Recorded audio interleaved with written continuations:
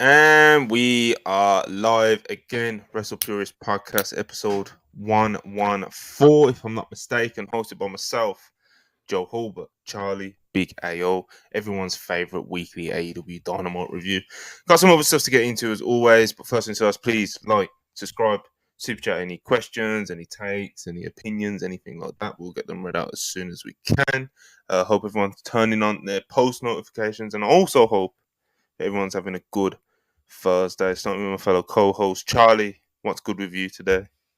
I'm doing great. Wrestling has been so good in 2024 at the moment, and it's been an exciting January. I've been having a lot of fun with it.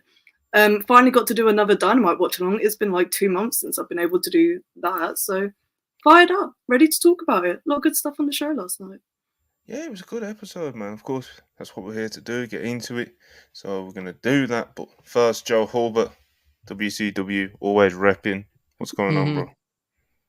God, this is a glorious time. As everyone knows, I'm a big ratings guy. So I've spent the last hour or two just scanning through them, comparing the numbers, kind of figuring out where we're at. And things are looking pretty positive, folks, where I'm sitting. So glory days, triumphant time here for Joe Hulbert Promotions and I guess AEW, if you're into that kind of thing. And thrilled to be back on the Thursday once again.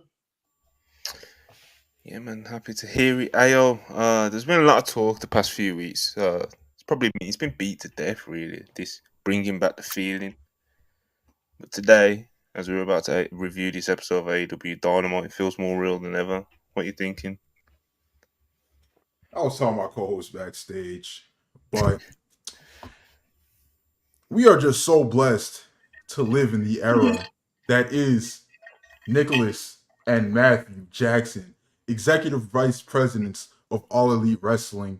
They've built a soon-to-be billion-dollar enterprise from the ground up with their bare hands. Just 4 people were involved. Only 4 people were involved in the creation of AEW. Nicholas, Matthew, Kenneth, and Hangmaneth. All right, just those 4. Nobody else had anything to do with it. All right, and we've never been more backed. You know, Kenny's dealing with some things right now. He's gonna be back soon too, though. We got Hangmaneth in the main event, popping huge numbers.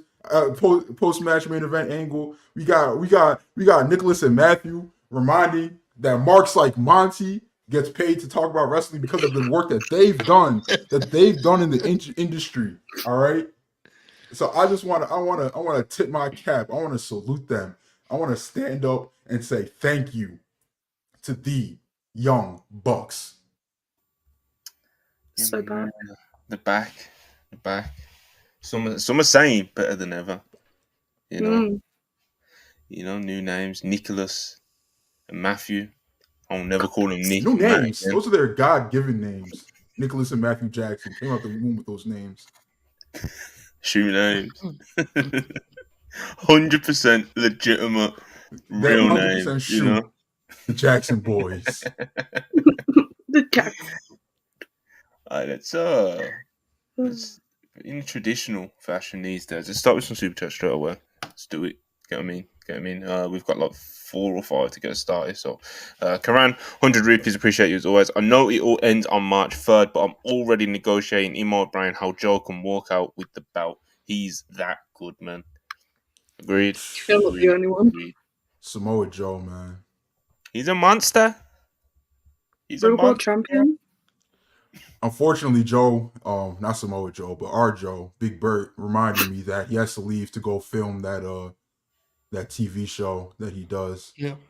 Unless we do something about that. Unless we do something about it. Shows getting canceled left and right nowadays. Surely there's at least one actor that can get cancelled or something, you know? Shows are getting canceled left and right nowadays. Do some dark stuff, you know? We gotta get it fixed, you know? We gotta get it fixed. We need to keep Joe around, you know?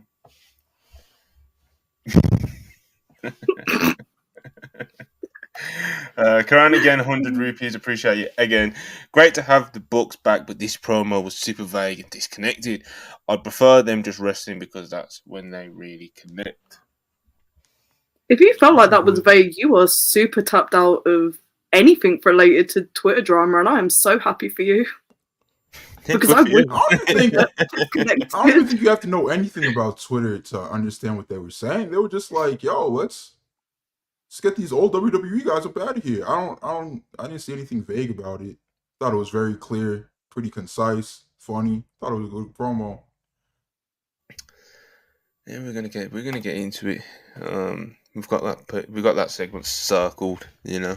Mazfan84199, appreciate it. AEW TV has been great this year. Excited for 2024. Yeah, they've definitely got off to a strong start, man. They've got off to a strong start. You know, Samoa Joe is our world champion, you know, and that's a good starting point. You know, when you look at a promotion, who's the top guy? You know, who's the man with the belt? Big man Samoa Joe.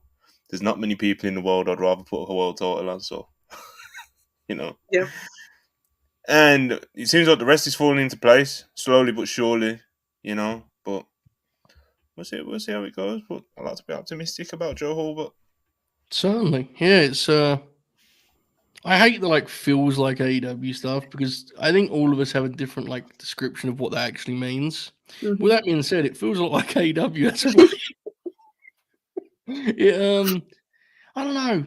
I think it's best, and this is not to say that it's this sort of innocent or pure promotion by any means. I don't want to restart that ridiculousness, but at its best, there is an optimism and an excitement and enthusiasm that comes with AEW that I think was very much lost to many different things that went on in 2023 and obviously the end of 2022. And I think right now there's more reason to be optimistic than there has been in quite some time, to be honest. And that's not to say the shows weren't good last year. There was stretches last year where the shows were really good.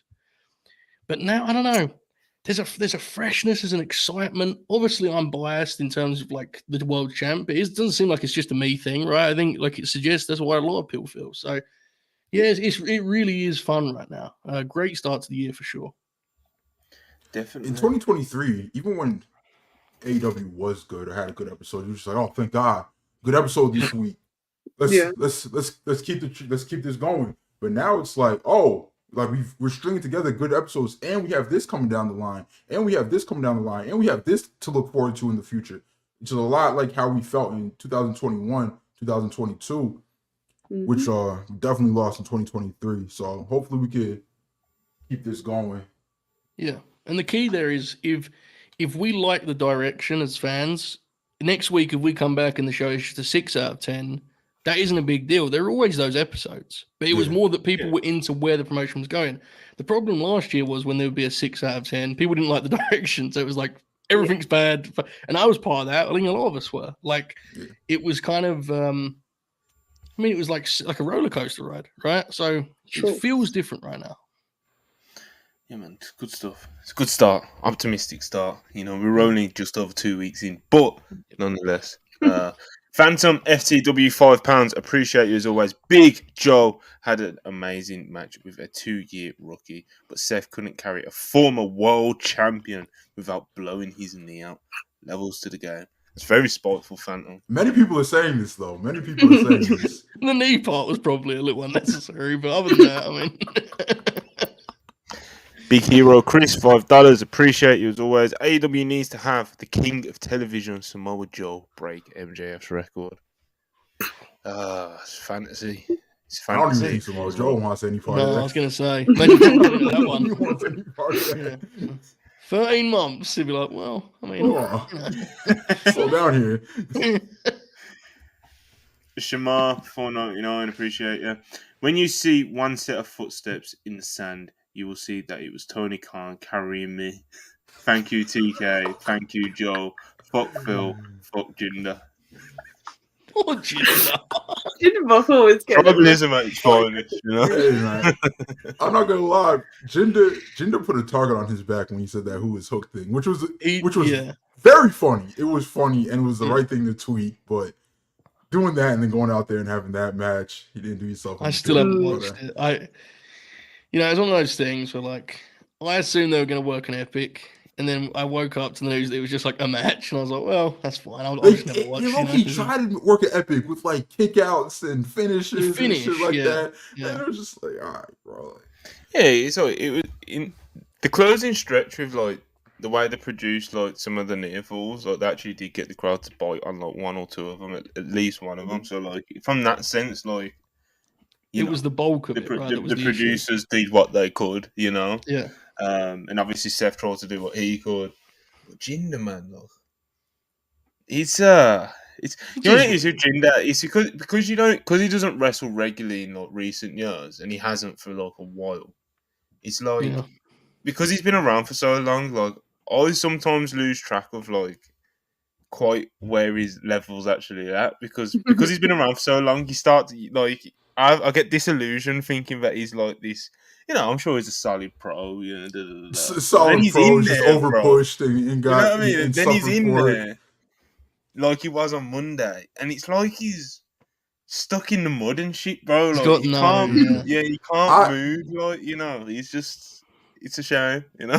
I've never seen Jinder Mahal as like a serious wrestler, like because like when he had the world title run, I wasn't watching wrestling at all. And then I did see his match with Drew McIntyre. That was dog shit.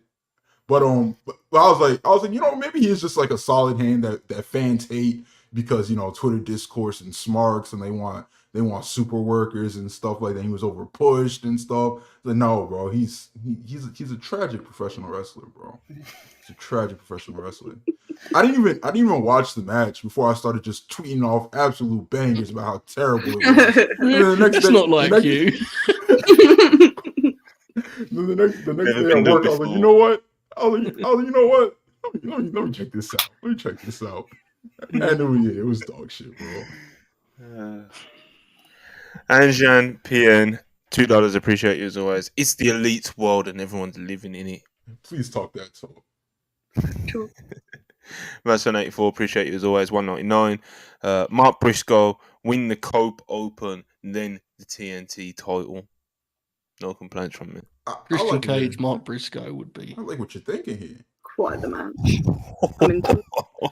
Yeah, because they like what their you're thinking straight up here. wrestling match would be great. But then imagine when the feud develops, someone they have the big bloodbath. Like, yeah. Yeah. I'm Talking into it. dirty, John. I'm Talking just, dirty right now, you know. see it. Monty See it in over my there head. excited. Will Chisholm, $5. Appreciate it as always. It should have been Oba versus Seth. It would be way better. Listen, I think Oba's Oba coming, carried bro. Seth to a little something. Is Ober a heel? Yes. Because I But watched. okay. when he Okay, came out on Tuesday, it was like it's Oba. The fans are trying to turn him babyface. That's why I watched the promo and I was like, wait, he's a heel? Every clip I've seen of him is like the most awesome thing ever. Like, just clobbering people and being cool. He's a beast. He's meant to be like a monster heel, but he's actually like better at talking than like he kind of should be this early in. You know, like he actually has like his promo was he pretty has some good. chops a little bit. You know, he gets being a big man. You know, trying to come across scary. Like those wrestlers sometimes. Some wrestlers don't get what they actually look like to other people. You know, like they'll be like 6'5", 280. You know, and they'll just kind of carry themselves like another wrestler.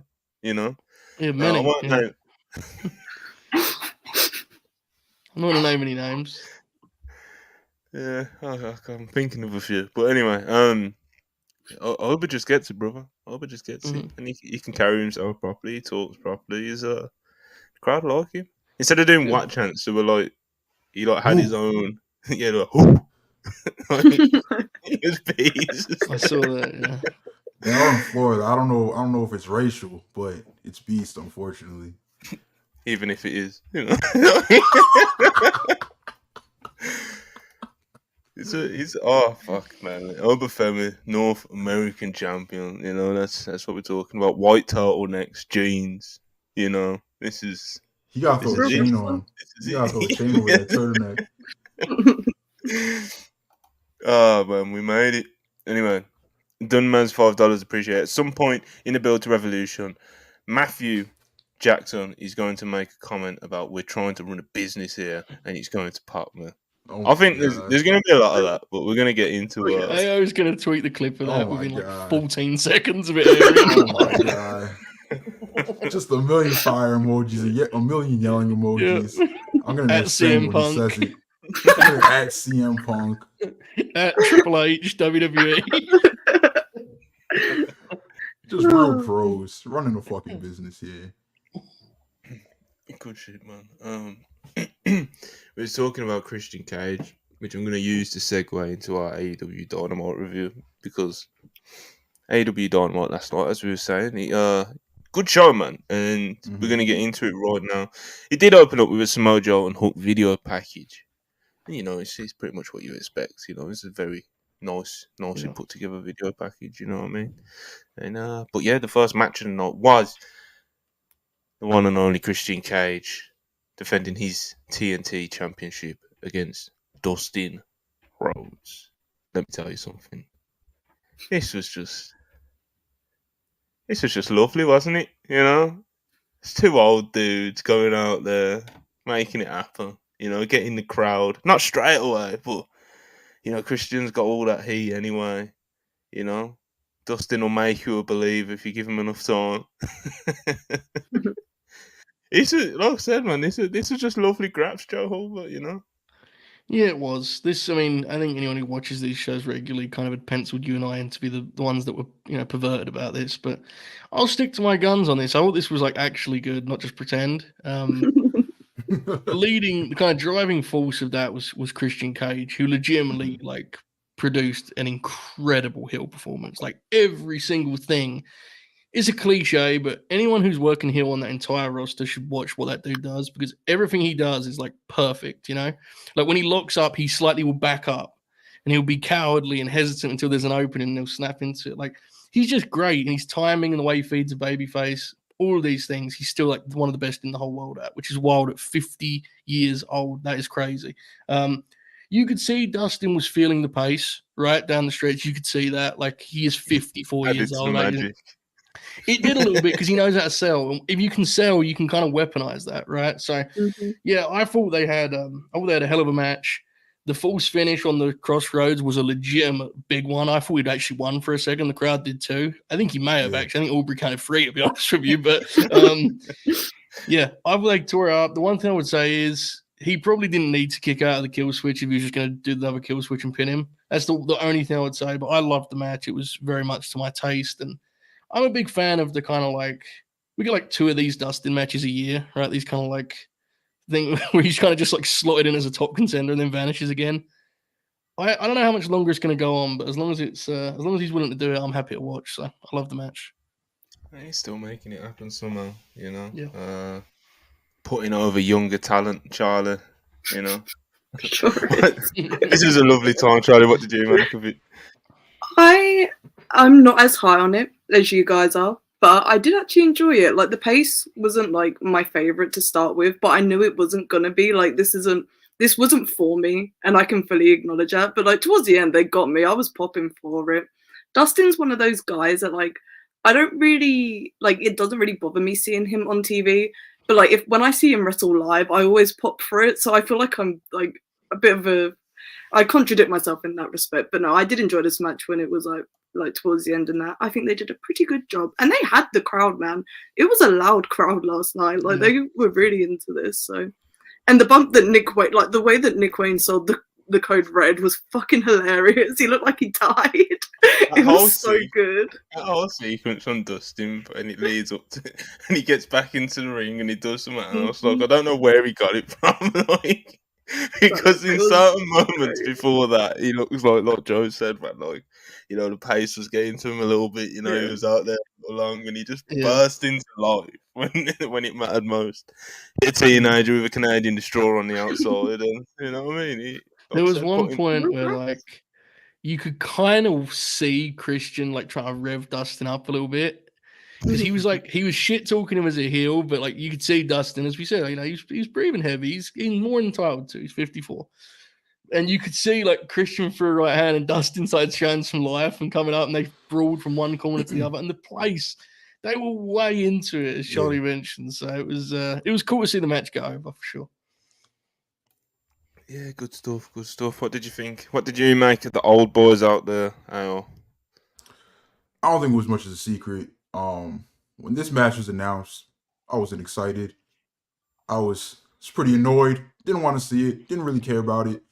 My formative years of watching wrestling, when watching Dustin Rhodes was drug addicted gold dust, bro. So I don't have the connection that Monty and Joe do, because they were just out here. Not that they're like older, but y'all was out here watching like '92 WCW and shit. So Right. y'all know, like, y'all are fans of the natural Dustin Rhodes, and I like Dustin too, bro. But like, I don't like, it's 2024. Like, I enjoyed him at the beginning of AEW and all that, but he proved me wrong with this match, bro. Like, I liked it a lot. Like, this was a lot of fun. Like, this was like classic babyface versus heel shit. And the crowd got really into it. I was biting on the near falls, bro. Like, I stood up on that crossroads. Like, I was like, there's no way they put the title on him, bro. And not even in like in a mad way, in like an amazed way. I was like, he actually did it? Like, but I really enjoyed this shit. It was a good match. It was a good match. Doesn't prove me wrong. Yeah, Christian Cage, man. He's got a fair few good defenses under his belt, hasn't he? At this point, you know. This is the best run of Christian Cage's career, bro. Yeah, he's incredible right now. Yeah, the WrestlePurists promo of the year 2023. Christian Cage. True. Christian Cage. That's what many of them call him when he, One of the few workers who didn't put us over on Twitter after winning his award. Shame. I don't think he's Is he tweeted even in on like there? 2 years. I don't think he's tweeted in like 2 I don't years. know. I haven't seen him tweet for a while. I think he tweeted somewhat recently, but he comes back like once every 6 months to fire off a tweet. Respect. Yeah, the real way to do it. Yeah, the correct approach to social media. Oh, anyway, God bless Christian Cage and natural Dustin Rhodes. But yeah, good stuff. Swerve Strickland backstage interview. He's asked about the world title match later tonight. He says he's got his eyes on it. He's got eyes everywhere. He's laser focused. Talks about Hangman a little bit. He says that if God, what did he say? If God came down on Earth, he said if God came down on Earth and challenged everybody to beat him, I truly think Heyman Adam Page could do it, and I still won. Yeah, he was something like, but he still can't beat me, or something like that. But yeah, man, Swerve backstage, letting his intentions known again. He's got his eyes on the prize, the AEW World Title, and we'll get back to that a little bit later. Chris Jericho backstage interview. Jericho was asked about getting screwed out of the tag titles about the bouts on Saturday. Jericho called out Takeshita and Hobbs before he was interrupted by Matt Sydal, who, Sydal challenged him to a match. Nice to see Sydal getting on TV, I guess, you know. The Chris Jericho segments when they come up on these reviews, he's always kind of, but yeah, it seems like we're getting Matt Sydal versus Chris Jericho. Like walking into scene to do callbacks to like 2010 WWE is unhinged. And I say that someone who loves Matt Sydal, but like the way they did it, it was a very natural thing, you know. Oh, it's Matt Sydal. I was very happy to see Matt Sydal talking about someone who beat you before. I don't know. I don't want to like debate the morality of Chris Jericho being on TV every time that he pops up, because we've given our stances on it. It's just gonna get redundant. So I'm just gonna talk about the quality of the shit that he's doing right now. It's bad, bro. It's bad. I don't. Why is like the Gerald Callis verse still going on? What is the end goal to this? Are they trying to go all the way to Double or Nothing for Anarchy in the Arena? Like, is that what's going on right now, bro? Because this is terrible. I can't have Will Ospreay coming into AEW and being just surrounded by this filth, bro. This sucks. Yeah, they have to. I'm afraid. Some bad news. I've got some bad news. See, that's the thing. It's bad enough for like in its own contained universe, but if you use it to immediately pull your big new signing down, that is like actually really unfortunate. Legitimately, it's almost certainly what they're going to do. I concede on that, but that's a mistake. Yeah, I'm both excited and terrified for Ospreay to come in. It's going to be a ride. Did you guys see that in his? I think it was with Sports Illustrated, one of the interviews that Joe did. He said he wants to wrestle Will Ospreay, and my brain exploded at like just the thought of this match. This like a 12-minute Joe Ospreay match. They just beat the hell out of each other. Yeah, that sounded interesting. Yeah, we'll see where it goes, but we're not hoping it goes anywhere too far into the distant future. I think it's fair to say. Mhm. Quick super chat.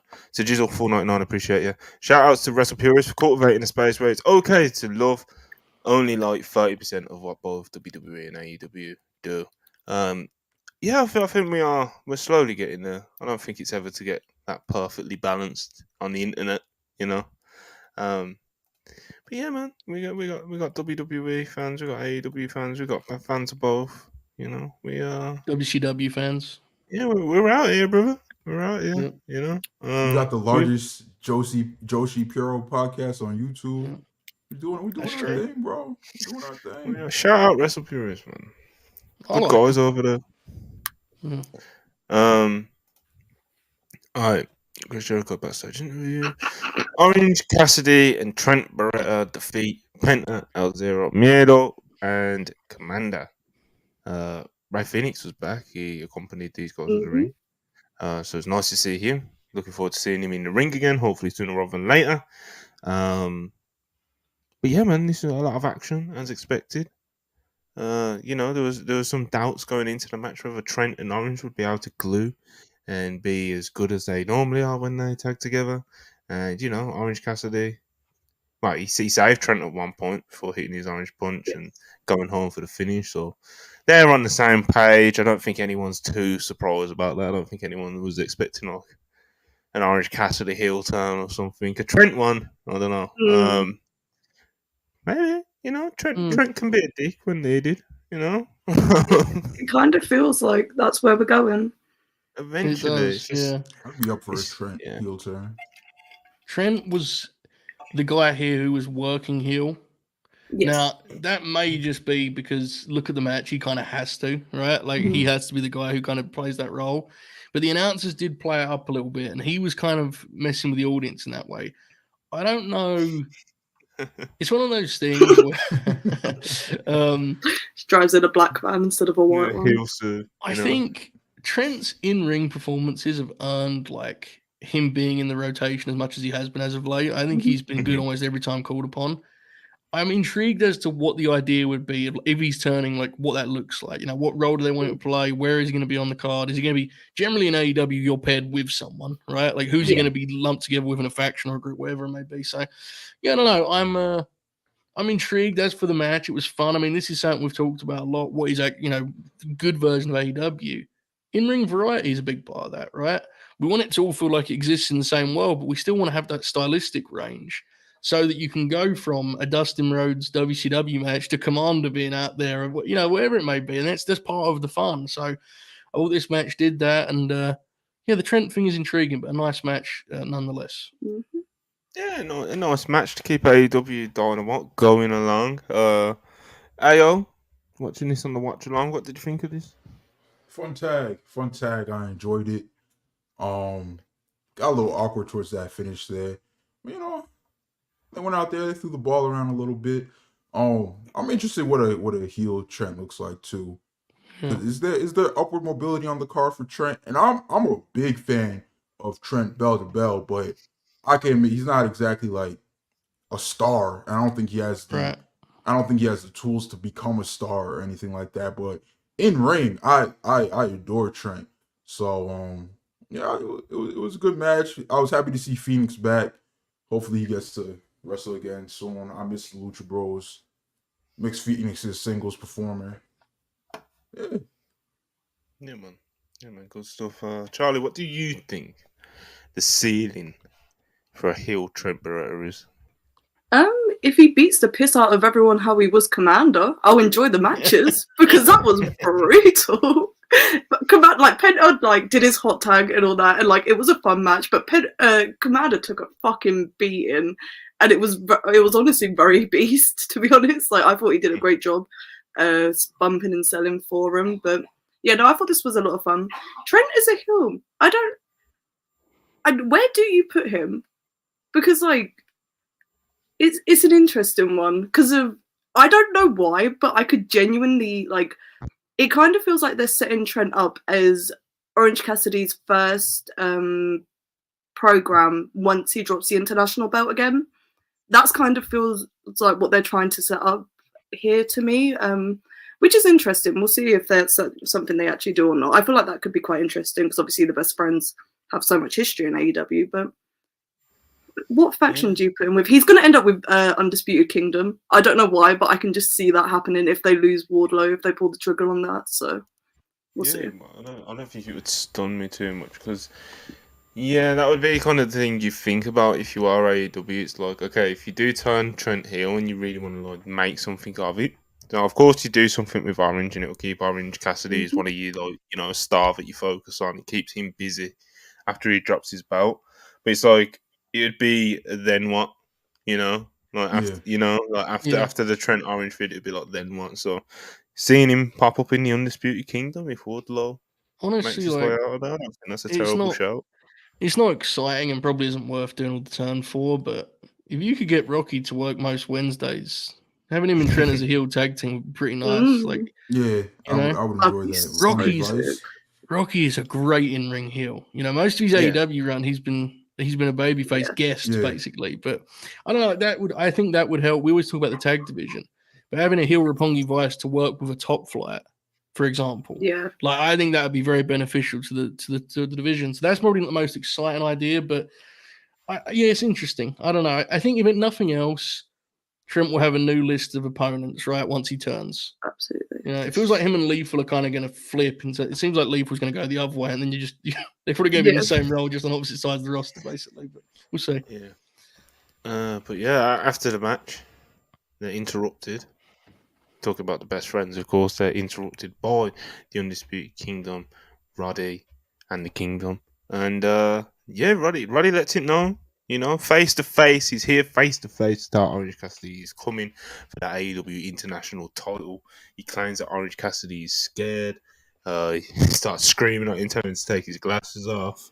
What else did we get here? Orange Cassidy was down to do the match right here and now. He was ready to go, bro. You know, it looked like it was going to happen. Then Roddy, of course, in typical heel fashion, was like, nah, we're not doing it tonight. We're going to do it at Revolution. So, yeah, man, we're about 5-6 weeks out from Revolution, but we have our AEW International title match, it seems. So, I'm excited for it, man. Orange Cassidy, of course, you know, we've said many times on these AEW Dynamite reviews, like, nice Orange Cassidy match, man. You know, good little match. But so we are of Orange Cassidy and Roderick Strong. I love Roddy, man. I love seeing Roddy wrestle. You know, he's not my favorite promo in the world, not my favorite character in the world. Big fan of the mustache. But when that bell rings, brother, you know, I'm all in. Joe Hulbert. Yeah, me too. I will say that while I'm excited for the match, this is probably one of the few things on the show that I didn't leave like super positive. The segment itself, like, you know, you said it. I mean, everyone knows why I think of Roderick Strong, but you know, you need to be careful for giving him the live microphone. I mean, they kind of left him out there to die. Yeah, like he gets heat, but it doesn't always feel quite like the heat you'd be looking for especially for this group. So I didn't love the segment, and also, and this is a small thing, but like, do we really have to like wait till March 3rd to do this thing? Like, do we really have to like? Absolutely not. I don't. That it feels like bothered me a little bit. I don't get that. Yeah, and also, even beyond just the date part of it, like on a TV episode, this would be the TV main event. On a 4-hour pay-per-view that has Sting's retirement and a world title change, most likely, it's like, it feels like this is the belt you do, you know, you have the switch on a TV, to me anyway. So, I don't know. I found that to be like, it's not that I'm like mad at it, or, you know, but I just kind of left it going, I don't know. I didn't love that kind of outcome of all of this. But I think the match will be great because it's Roderick Strong versus Orange Cassidy. So, no doubt about that. I think the title change, if it indeed happens, I think it will be good for all involved. So, yes, I'm positive on the direction, just kind of like the way it's been framed isn't my favorite, I guess.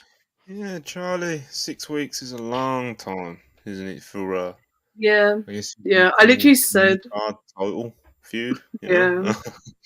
I said on the watch along, I was just like, man, I hope they don't wait till Revolution to run this. And then Roddy said, we're going to do this at Revolution. I was like, sick. Thanks. I don't like. As much as I'm excited for the match, it's going to be like the 4th match on the card at Revolution. Like Joe was like saying, like, it's a TV main event and it will hit like better. It will be better received, I think. But What the fuck are they gonna do for 6 weeks? That's my question. Is he gonna wrestle like Mike Bennett and like Matt Taylor? Like, yeah, I mean, I assume they'll do like a trio because the dynamic isn't. You would looking at it on the surface anyway. Maybe we'll be wrong, but the dynamic doesn't look like something that has 6 weeks worth of depth. No. Right? I mean, it's Roddy yelling orange over and over, and Orange kind of standing there. So Yes. it's not really something you have to delve into much. But maybe that's where Trent plays in. Maybe the Trent turn is along the way. I don't know. Maybe. Yeah, we'll see. I guess. I mean, we'll cover it along the way here, but especially with Collision and Dynamite, 6 weeks is like. Folks, go back 6 weeks on AEW TV and look how long ago that feels, like it's a while, so we'll see. I genuinely thought they were just going to be like, let's do it on Collision. And I was ready for it. And then he said Revolution. I was like, oh. I'm glad I'll be there for it because I'll fucking love it. But man, it'll be killer. Yeah, it'll be killer. Just a choice. Mm-hmm. Yeah, but as Joe was mentioning as well, the group it's not quite as a big time heel faction as you'd hope it to feel. It's not dead. It's far from dead. But this is they literally just did a big world title picture, reveal at the end of a pay-per-view. Man, it already kind of feels. I just don't know. It's very tough without Adam, obviously. Yeah. And Max, right? You haven't got Max there either. It's like I feel like doing a title switch doing the title switch sooner than later would help how this group is perceived a lot. I agree. Like I do appreciate that AEW is going out of their way to build towards Revolution. Like they know they're gonna do 15, 16, 17K. Like they're going out of their way to do like this long build towards Revolution. For sure. They started the world title early. They're starting the international title early. They're starting the tag titles early. They're doing the women's title. Like I'm sure the Deonna Purrazzo match is going to end up being on Revolution now too. Yep. But I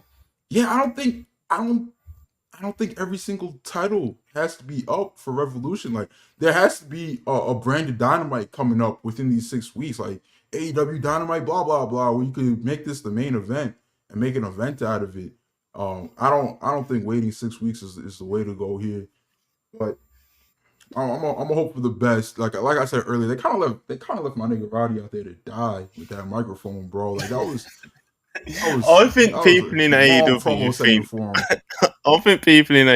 think, Roddy segment. He's gonna shout the names, call and response. I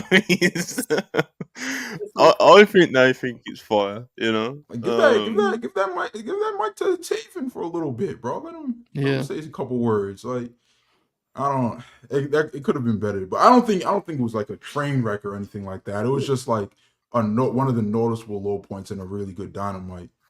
Yeah, absolutely. Yeah, it is quite funny that they're doing these long builds for like arguably the one pay-per-view of the year that they don't need to do it for. They've already got the house. They've sold people on this show because it's Sting's retirement. Yeah. Like, this is not the pay-per-view you need to have a really long, solid build for. It's really interesting because, the close of 2023, we had all the, the monthly pay-per-views, right? And it's really interesting watching them go back to this, but they're kind of doing it at the pace as though the pay-per-view is sooner. It's going to be interesting. February will be very interesting, I think, in terms of like, can they keep the ball rolling, or will it kind of hit the wall a little bit early because they've got so long? It'll be, I don't know, because as you said, a lot of this is lined up already, which is very rare for them. So yeah, I was just about to say about that. I had an argument about this with Murph in the group chat earlier. Murph is always he's gonna argue the case for the fleet, But anyway, look at me putting up all these free live chats. Joe Hulbert's messaging me abuse in the private chat for it. Keep the super chats coming, man. Big Bert's hungry. Keep the super chats coming. But yeah, Undisputed Kingdom. On that point, okay, quickly. So the other night I had Ivu on the Hulbert House show, and I go, folks, any questions? Get them in. And I thought, hold on. I get paid on WrestlePurists Super Chats, and I'm doing a free Q&A with Ivu of WrestlePurists. anything that was about fucking Julia, Mercedes, Rock, Cody, I said, nope, not doing it. Favorite WCW match, I'll answer that one. That's fine, like a business brain clicked in. So good call, Monty. Good call. You're all about the bottom line, Absolutely. The good guys won. We officially beat the NBA head to head. Thank you, Nicholas. Thank you, Matthew. God bless. I Pulling our was weight as gonna EPP. I was just gonna start tweeting them like how like Montez tweets every day, God is good.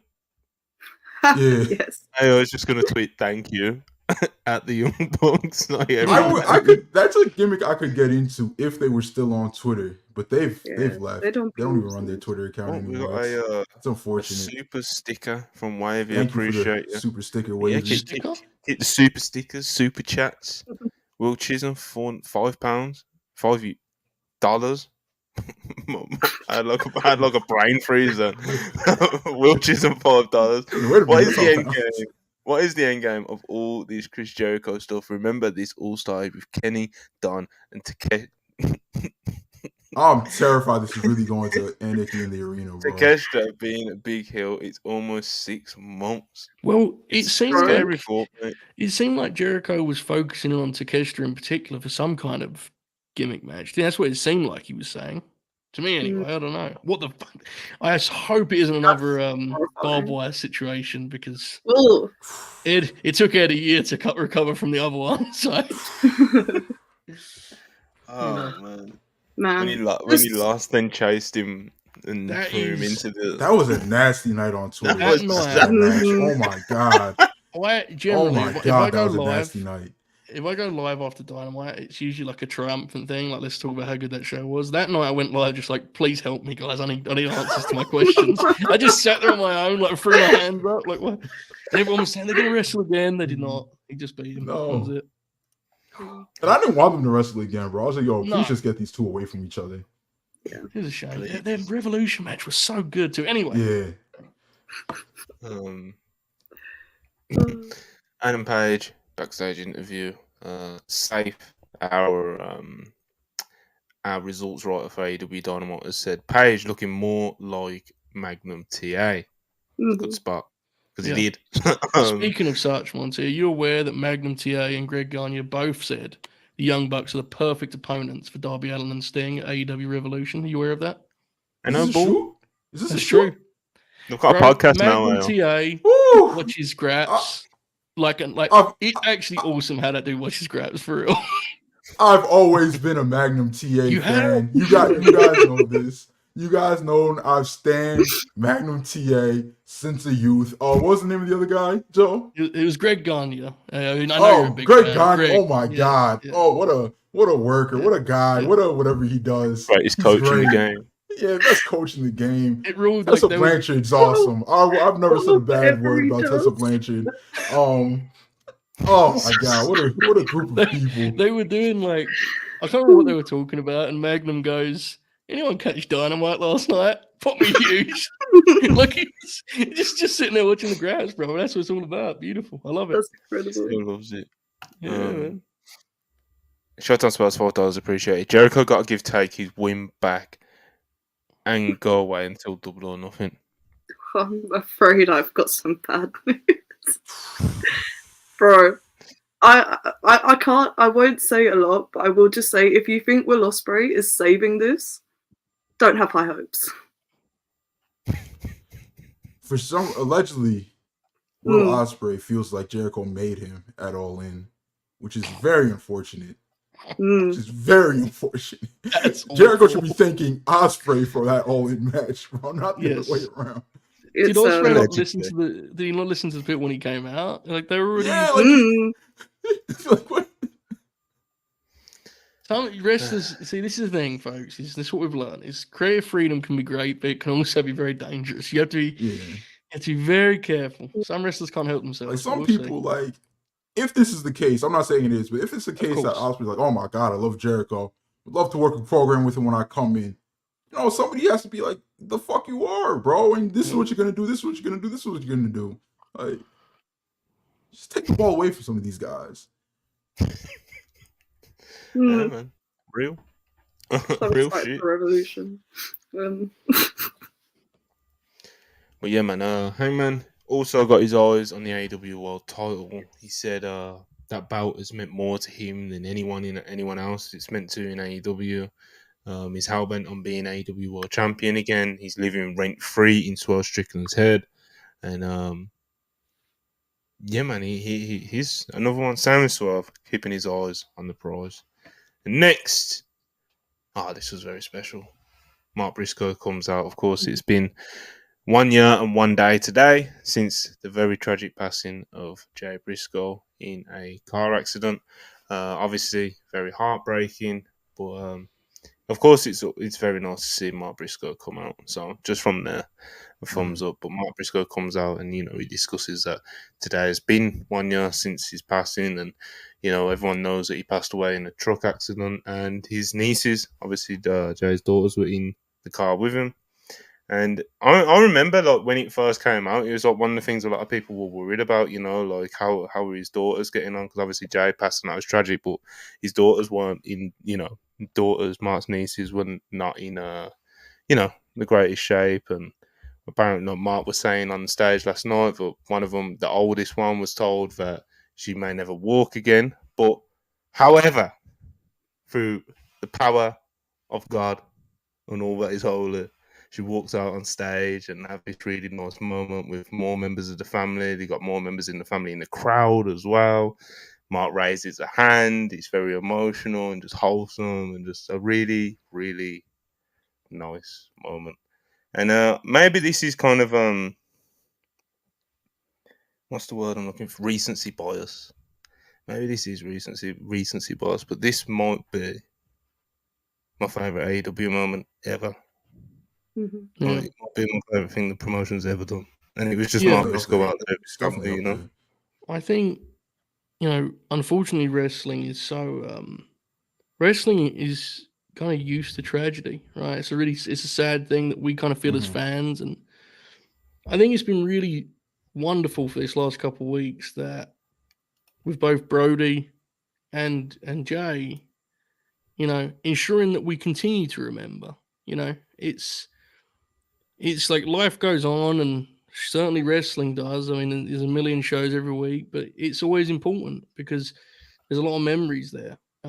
With Jay in particular, it's strange. I still kind of bounce around between whether or not it feels real or not.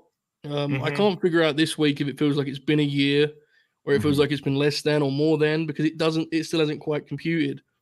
But what I would say is just, I think anyone who ever followed Jay Briscoe's career took great kind of pride, I think is the word, in like, how awesome is it that his legacy is being held up the way it has been? It's really special. Yeah. So it was very moving. Wrestling is a unique beast in that, like, something incredibly real can just kind of occur in the midst of this like fantasy world that we all enjoy. Like, wrestling is kind of one of one in that way, right? Like, in the middle of this show, they're saying that's so real, so raw, and so human. Very, very moving. It was.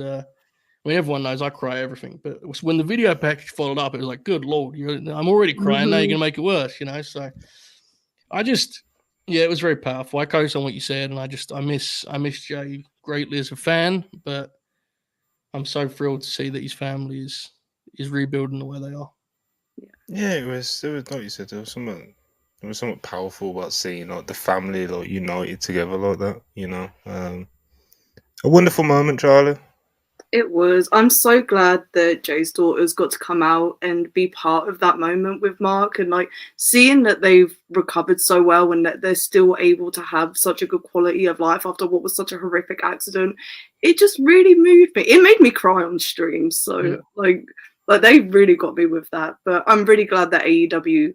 So I never doubted that they would care as much to like keep like honoring him in such a way. But I'm really glad that they were given time to do this, and they gave the moment time to breathe because they played the video package, then they went to an ad break as well. So it was really well placed in the show, and it was just a really, really heartfelt good moment. I'm glad that they were able to do it.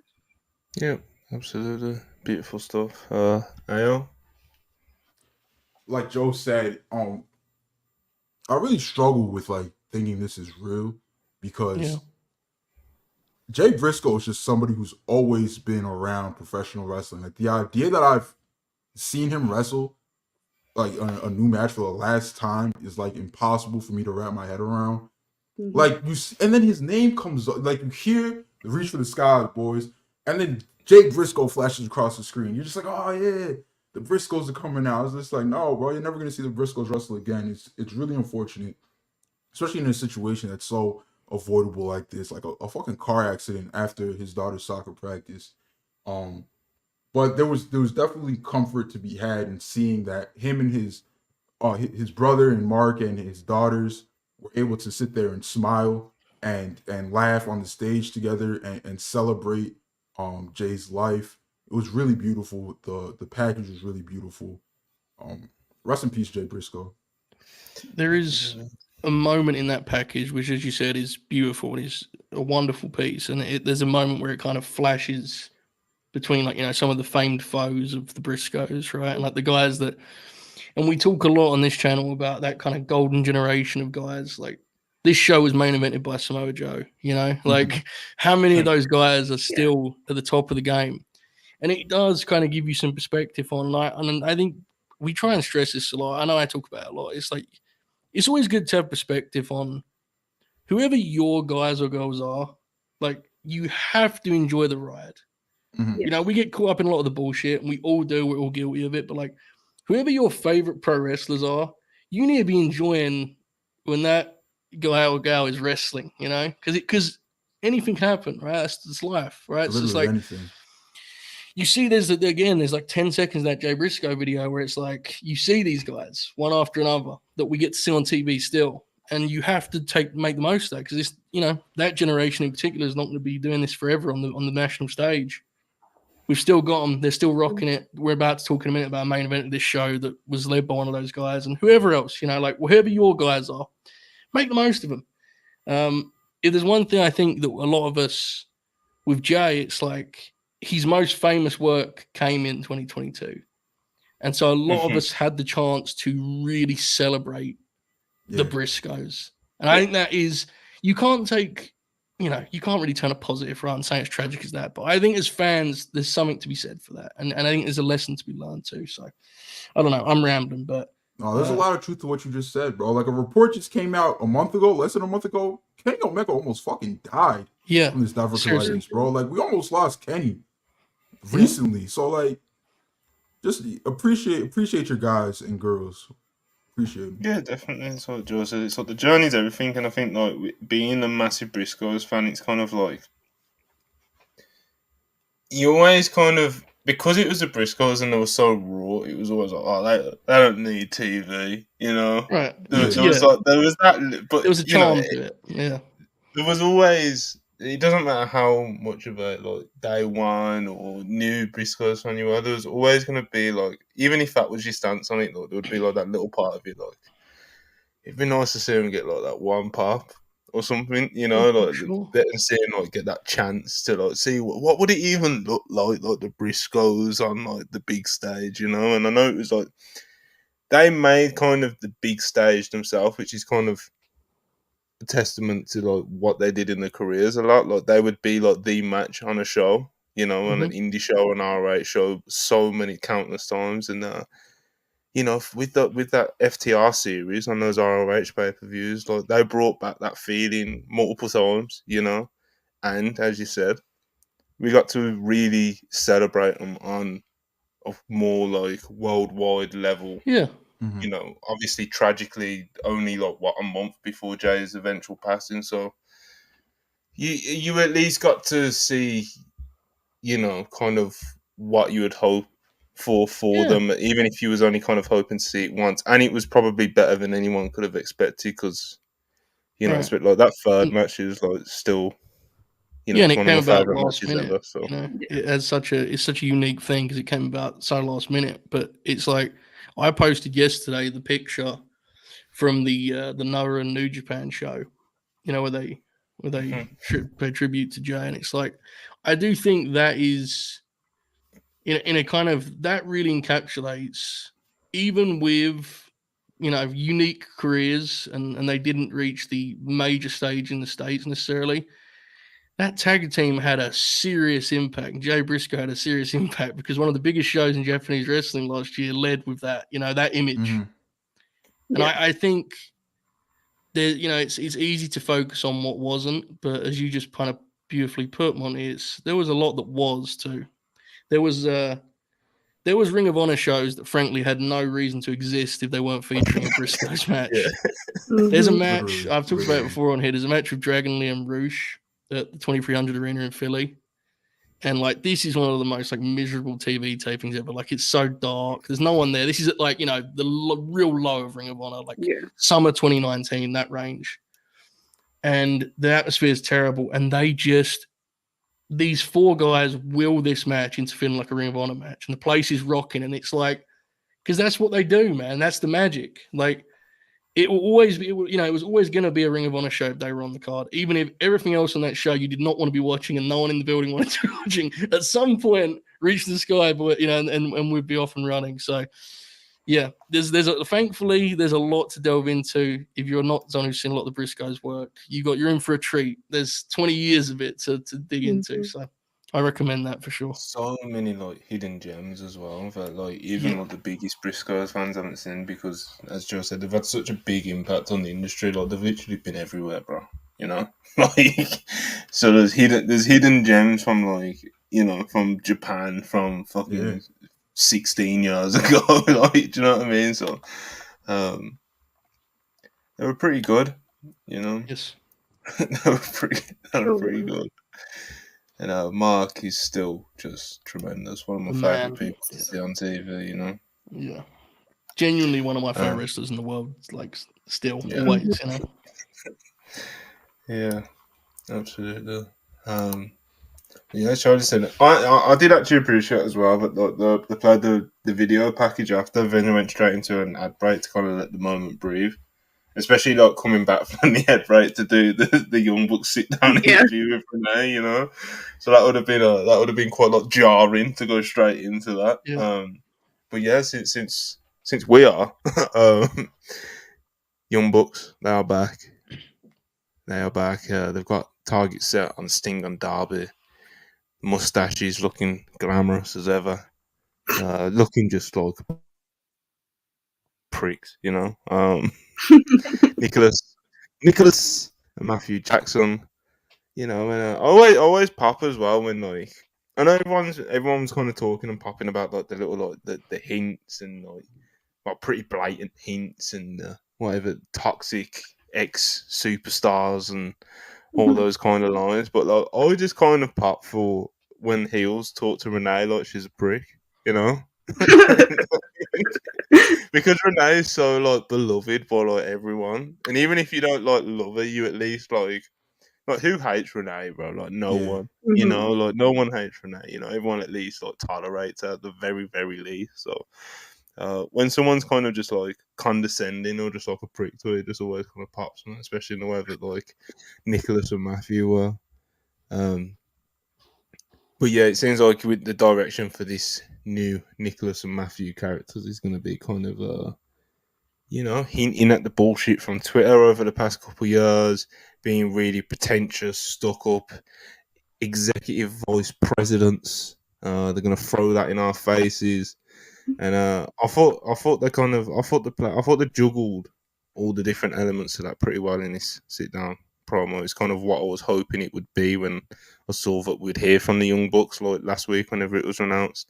But yeah, me and Joe spoke about it a couple of times already, but like I said, they juggled the elements quite well here, very well as I would have liked, But I think this new character direction, he can produce some brilliant stuff, but it also can produce some like it could get spooky, But in the meantime, I think I'm going to enjoy this quite a lot, Joe. Yeah, I agree. I think it's one of those things where we're both a little wary of where it could go, and it's a fine line to walk. But I did think they walked it well here, and it's also a case where you hope now that because with a clear target, and now they've got the first one that you can kind of lock in more on that in that direction. There are also, let's be real, there are some older fellas that you could write off TV to get this gimmick over too, right? I mean, I think that's kind of looming. See, I thought it went well. I liked it. I think we all agreed that they needed like a new approach, right, in terms of the way they were presented, and that this feels like they've embraced that. They're going in a clear direction, and I thought this was a good start to that. Absolutely, I like the segment. Yeah, man, it's good stuff. Ayo, I know you've been fired up for the past 23 hours. I want to say something like that. Yep. Talk to them. Those that have seen my face, they know that I've got a glorious beard. No longer does AO have a beard. I now have a pencil mustache. I am emulating my goats, Matthew and Nicholas Jackson. I just want to thank them. I want to thank them for providing us with a healthy wrestling industry single-handedly, well, dual-handedly. I want to thank them for letting scumbags like Renee Paquette be able to feed her family. I want to thank them for tricking the universe into thinking that Tony Khan is a serious somebody. Because while he's out there tweeting the match graphics and making the announcements and reaping all the awards, you know who's really in the field doing all the work, getting things done at All Elite Wrestling? Do you know, Monty? It's Matthew and Nicholas Jackson. You mark, all right? You get to sit here in front of how many people? 240 people, doing your little Dynamite review. Not once have you thanked Matthew, not once have you thanked Nicholas for the opportunity to make money talking professional wrestling. Do you know what you would be doing right now? Right now on a Thursday night, if All Elite Wrestling didn't exist, Monty, you'd probably be doing drugs. But look at you. Now you're making content, you're making money, all right? Because of them, because of the work that they put in, because of the almost 20 years that they've been on the grind, so this could be possible. I've said my piece. I hear you, man. I don't think you do. Charlie, I believe you may even be a little bit more excited than I am. Oh, we are so back. I will not stop saying it. I say it all the time about the Bucks, anytime they do anything. But Nicholas and Matthew Jackson, they were dickheads in this segment in the best way possible. Yes, they lent into all of it, like all of the stuff, exactly how I was expecting them to. And I was so thankful that this was a sit down and they didn't open with, Brandon, are we live? Because I might have just given up right there and then on this new gimmick, to be honest. But no, they went straight in with a sit down and they did exactly what they had to do. I'm not overlooking the Sting and Darby match because it'd be dumb to do that. But you guys know how I get when it comes to fantasy booking the Elite. This is how we get to Edge and Christian reuniting. And we are getting that ENC versus Young Bucks match. And hey man, if they want to run it all in, I think that's quite the stage for it. I think that is where we need to go. And like, I think people like Top Flight, Private Party, I'm going to say Aussie Open. I don't want to talk, we're not talking about Aussie Open right now, but those should be the three main teams that are fighting to be the ones to end the Young Bucks reign. Because it will need to be a young tag team that does it because of it's basically turning the gimmick on the Bucks. Like, you guys keep talking about you need to get rid of all the old guys and all this and that. Out with the old and in with the new, like it's the young guys' turn now. Like, this is where we're heading, I feel. I'm very confident that this is where we are going. But I'm so excited for the Revolution match because it's going to be incredible. This Young Bucks run could be something special. Very fired up, if you couldn't tell. Yeah, hopefully it will be the start of something special with the Young Bucks because 2023 for their standards wasn't like a great year, you know. They weren't around as much as a lot of people would have hoped them to be. They weren't really doing a lot of like simple tag matches, you know. It was like trio stuff and stuff in between and blah blah blah blah blah. They didn't really get chance to really get the teeth into anything, especially like as the year went on, you know. So I think 2024. I feel like they may even have I know they're already well established, and I'm sure they're well aware of that, you know. But I'm hoping that there's a little bit of a chip on the shoulder for 2024. Yeah. I'm hoping that they're going into this year wanting to win Tag Team of the Year from all the outlets out there. I'm hoping that's how they approach this year.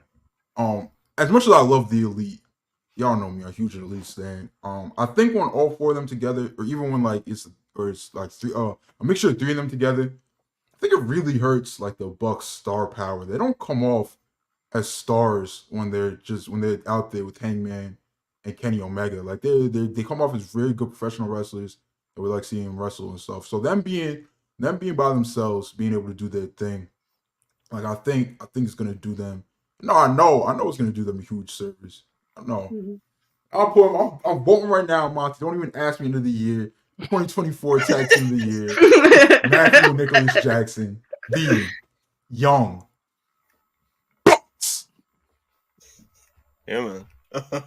Acting wrestling, man. You know, it's funny because it's like Wrestler of the Year 2024 Nicholas Jackson. the three people on screen Best on mic already 2024 Matthew Jackson. the people on screen probably already know this, but like there was like a certain approach that I wanted them to like have to this promo, and like as soon as Nicholas was just like, Renee, you talk to us with our God-given. Monty I popping was like, huge in the chat. I can't lie. Monty pops huge. Yeah, it was real. good shit, man. Good shit. But yeah, Anjan $2 says cancerous superstars are not needed in a holy locker room. I think that's meant to say. Hey man. When Edge and Christian finally go babyface and everybody's like so happy that Edge and Christian are back, and the Young Bucks come out, they're like, actually, you two are pieces of shit. Oh my god. Yeah. That's gonna be Can't great wait. content. I can't wait. That match, that Wembley especially, like that, yeah. That'll tear the house down, I think. The ideas for a match like that, you know, it'd be Sounds like a can't miss, really, doesn't it? yeah. Sure does. Especially like Edge will like want to like put his heart and soul into it. Yeah. Like, it seems like one Edge of will those be willing to matches die that out there Edge in will, Wembley, I bro. will He'll be say, willing to though, die out there. Christian has been such a strong heel. Like the idea of him as a babyface is kind of hard to compute, which is Yeah, I'm just hilarious. He's like one of right? the only like I guess what the old timers would call a quote real heel. You know, He's one of them He's guys they like- boo, yeah. in the entire industry, by the way, not just AEW. Yeah. You know, Yeah. yeah, he's special, man. He's special, He, even in his 50s. Because a lot of his babyface run was literally just being Jungle Boy's manager. But Yeah. you go back and you think of his feud with Kenny Omega, that was really good shit. Like to the point where Oh yeah. he pinned Kenny for the first person to pin him on over again. Everybody didn't know that's Hangman's spot, that's Hangman's spot, that's Hangman's spot.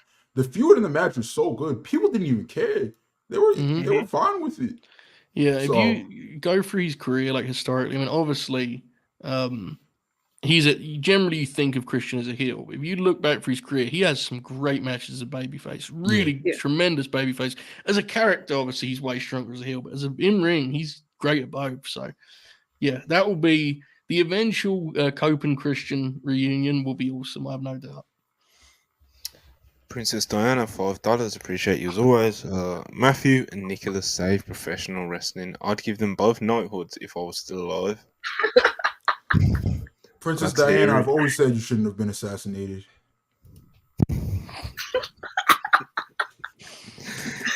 Conspiracies. I will say real quick as well, it did pop me huge how they were like, none of this applies to Sting, but we got to set an example. I thought that was a great little way to set this up as well. It's like an unspoken like theme of AEW is that you don't beef with Sting, you just beef with his little friend Darby. You have to beat up Sting in order Hey, to cool, achieve right? it. But you know, Yeah. Darby a piece of shit.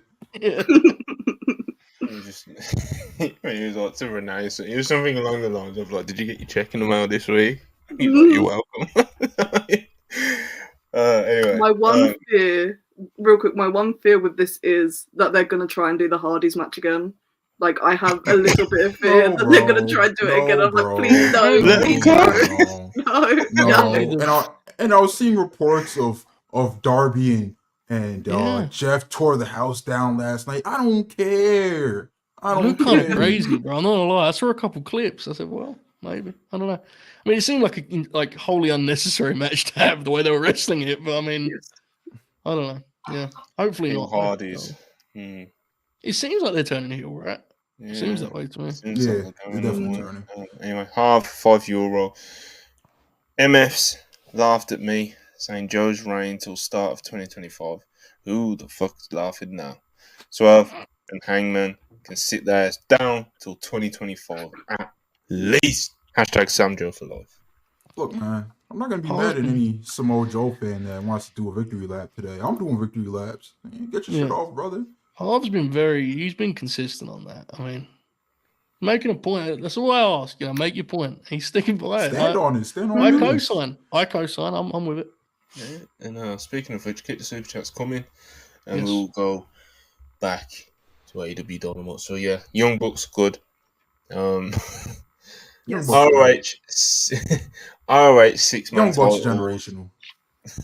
ROH 6-man titles. Bullet Club Gold defeat Brian Cage and the Gates of Agony. Mogul Embassy got new ROH 6-man titles. Yeah, man. Kept the show moving along. Didn't hate it. Mm-hmm. Didn't love it. And yeah, we got new ROH 6-man tag champs, whatever that means. I'm not Business. laughing at you. I'm just remembering the exclusive that they posted with the Bang Bang Gang earlier, and they've got a new cardboard cutout of Juice Robinson, and it's the funniest thing I've ever seen. But I do actually recommend watching that exclusive because they did make the title win feel more important as well. But the match was alright. I ain't got a lot to say about it. I enjoyed it when I was watching it. I cannot tell you a single spot that happened other than the finish, but yeah, it was a good time. Guns up. God bless. Oh, and the new theme song is good. Anyone that's saying they It disagree. was hard for me to hear it last night on stream, but I listened to it Yeah. again today. I like it. The pop, the huge pop when the spotlight came out, Mm-hmm. it's fire. Yeah, man.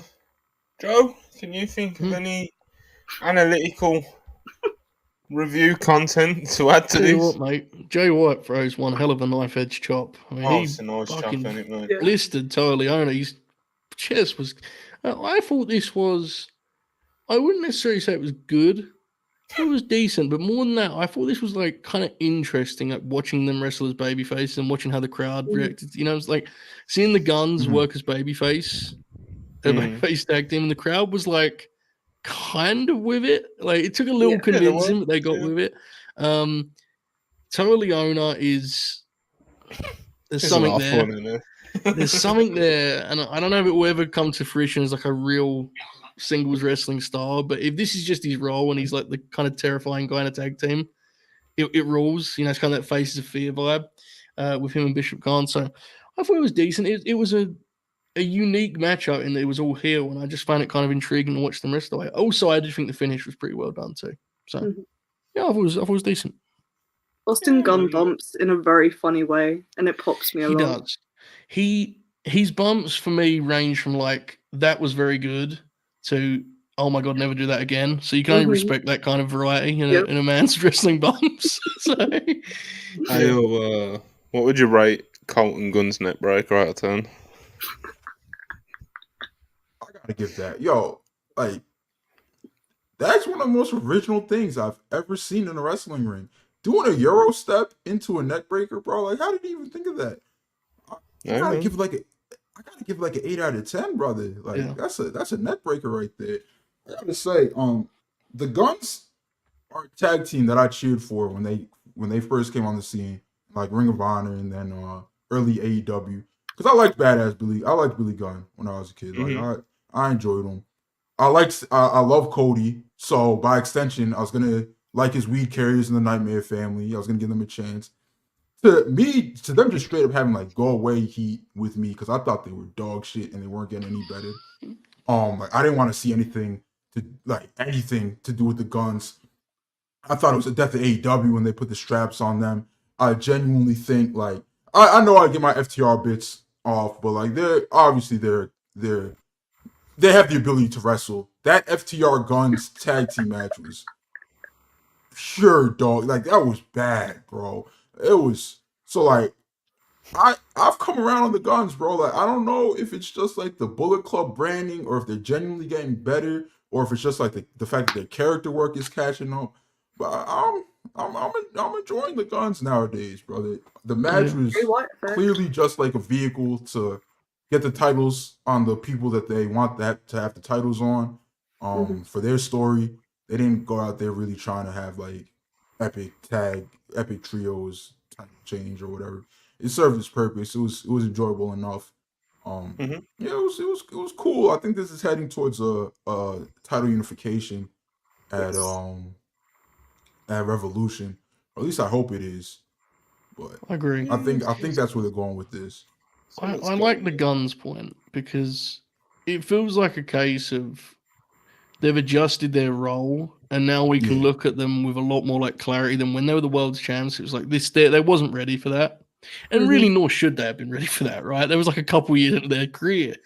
They've just pulled them back enough to kind of like highlight their strengths, and now what you're seeing is because they're in the right spot, their work is coming across way more like natural, right? They feel way more comfortable. It feels like they're not trying too hard or to overreaching and stuff. So it's an example that I think it's kind of got on the radar of like it's good creative, right? When they joined Bullet Club God, I was like, oh, Yeah, really? I was so out on that idea, but it was the Yeah. right idea, and it's helped them tremendously. So they were impressive here. I agree. Yeah, and there's strong personalities sort of on TV as well. Yeah. I guess I guess one of the main takeaways from this was Bowens getting involved towards the end, distracting the referee or whatever it was that he did, and he kind of aided Bullet Club Gold here, you know. So yeah, we're continuing to build on this. Will they? Won't they? Form this? What did they call it? A super faction. Yes. So we'll see. We'll see how that one plays out. They won't. It's fun. Yeah. Bowen's motivations here like kind of bordering on wrestle prep. I can't lie. Yeah, it's dumb. Yeah. I mostly like all the talent involved, so It's worth I'm gonna it keep for the giving it a idea chance. that would be a super faction. It's like at the Yeah. start of an NBA season, you know, when they would do the team photo shoots, like the top 5 super teams this year. Yeah. It'd be like some shitty Lakers lineup. And it's just like it's fucking it's LeBron, it's LeBron, AD, Russell Westbrook, and Yeah. Austin Reeves, and you're supposed to believe that this is a big four that's gonna win 70 games this year. It's like, oh fuck, it's all-star break. We're below 500.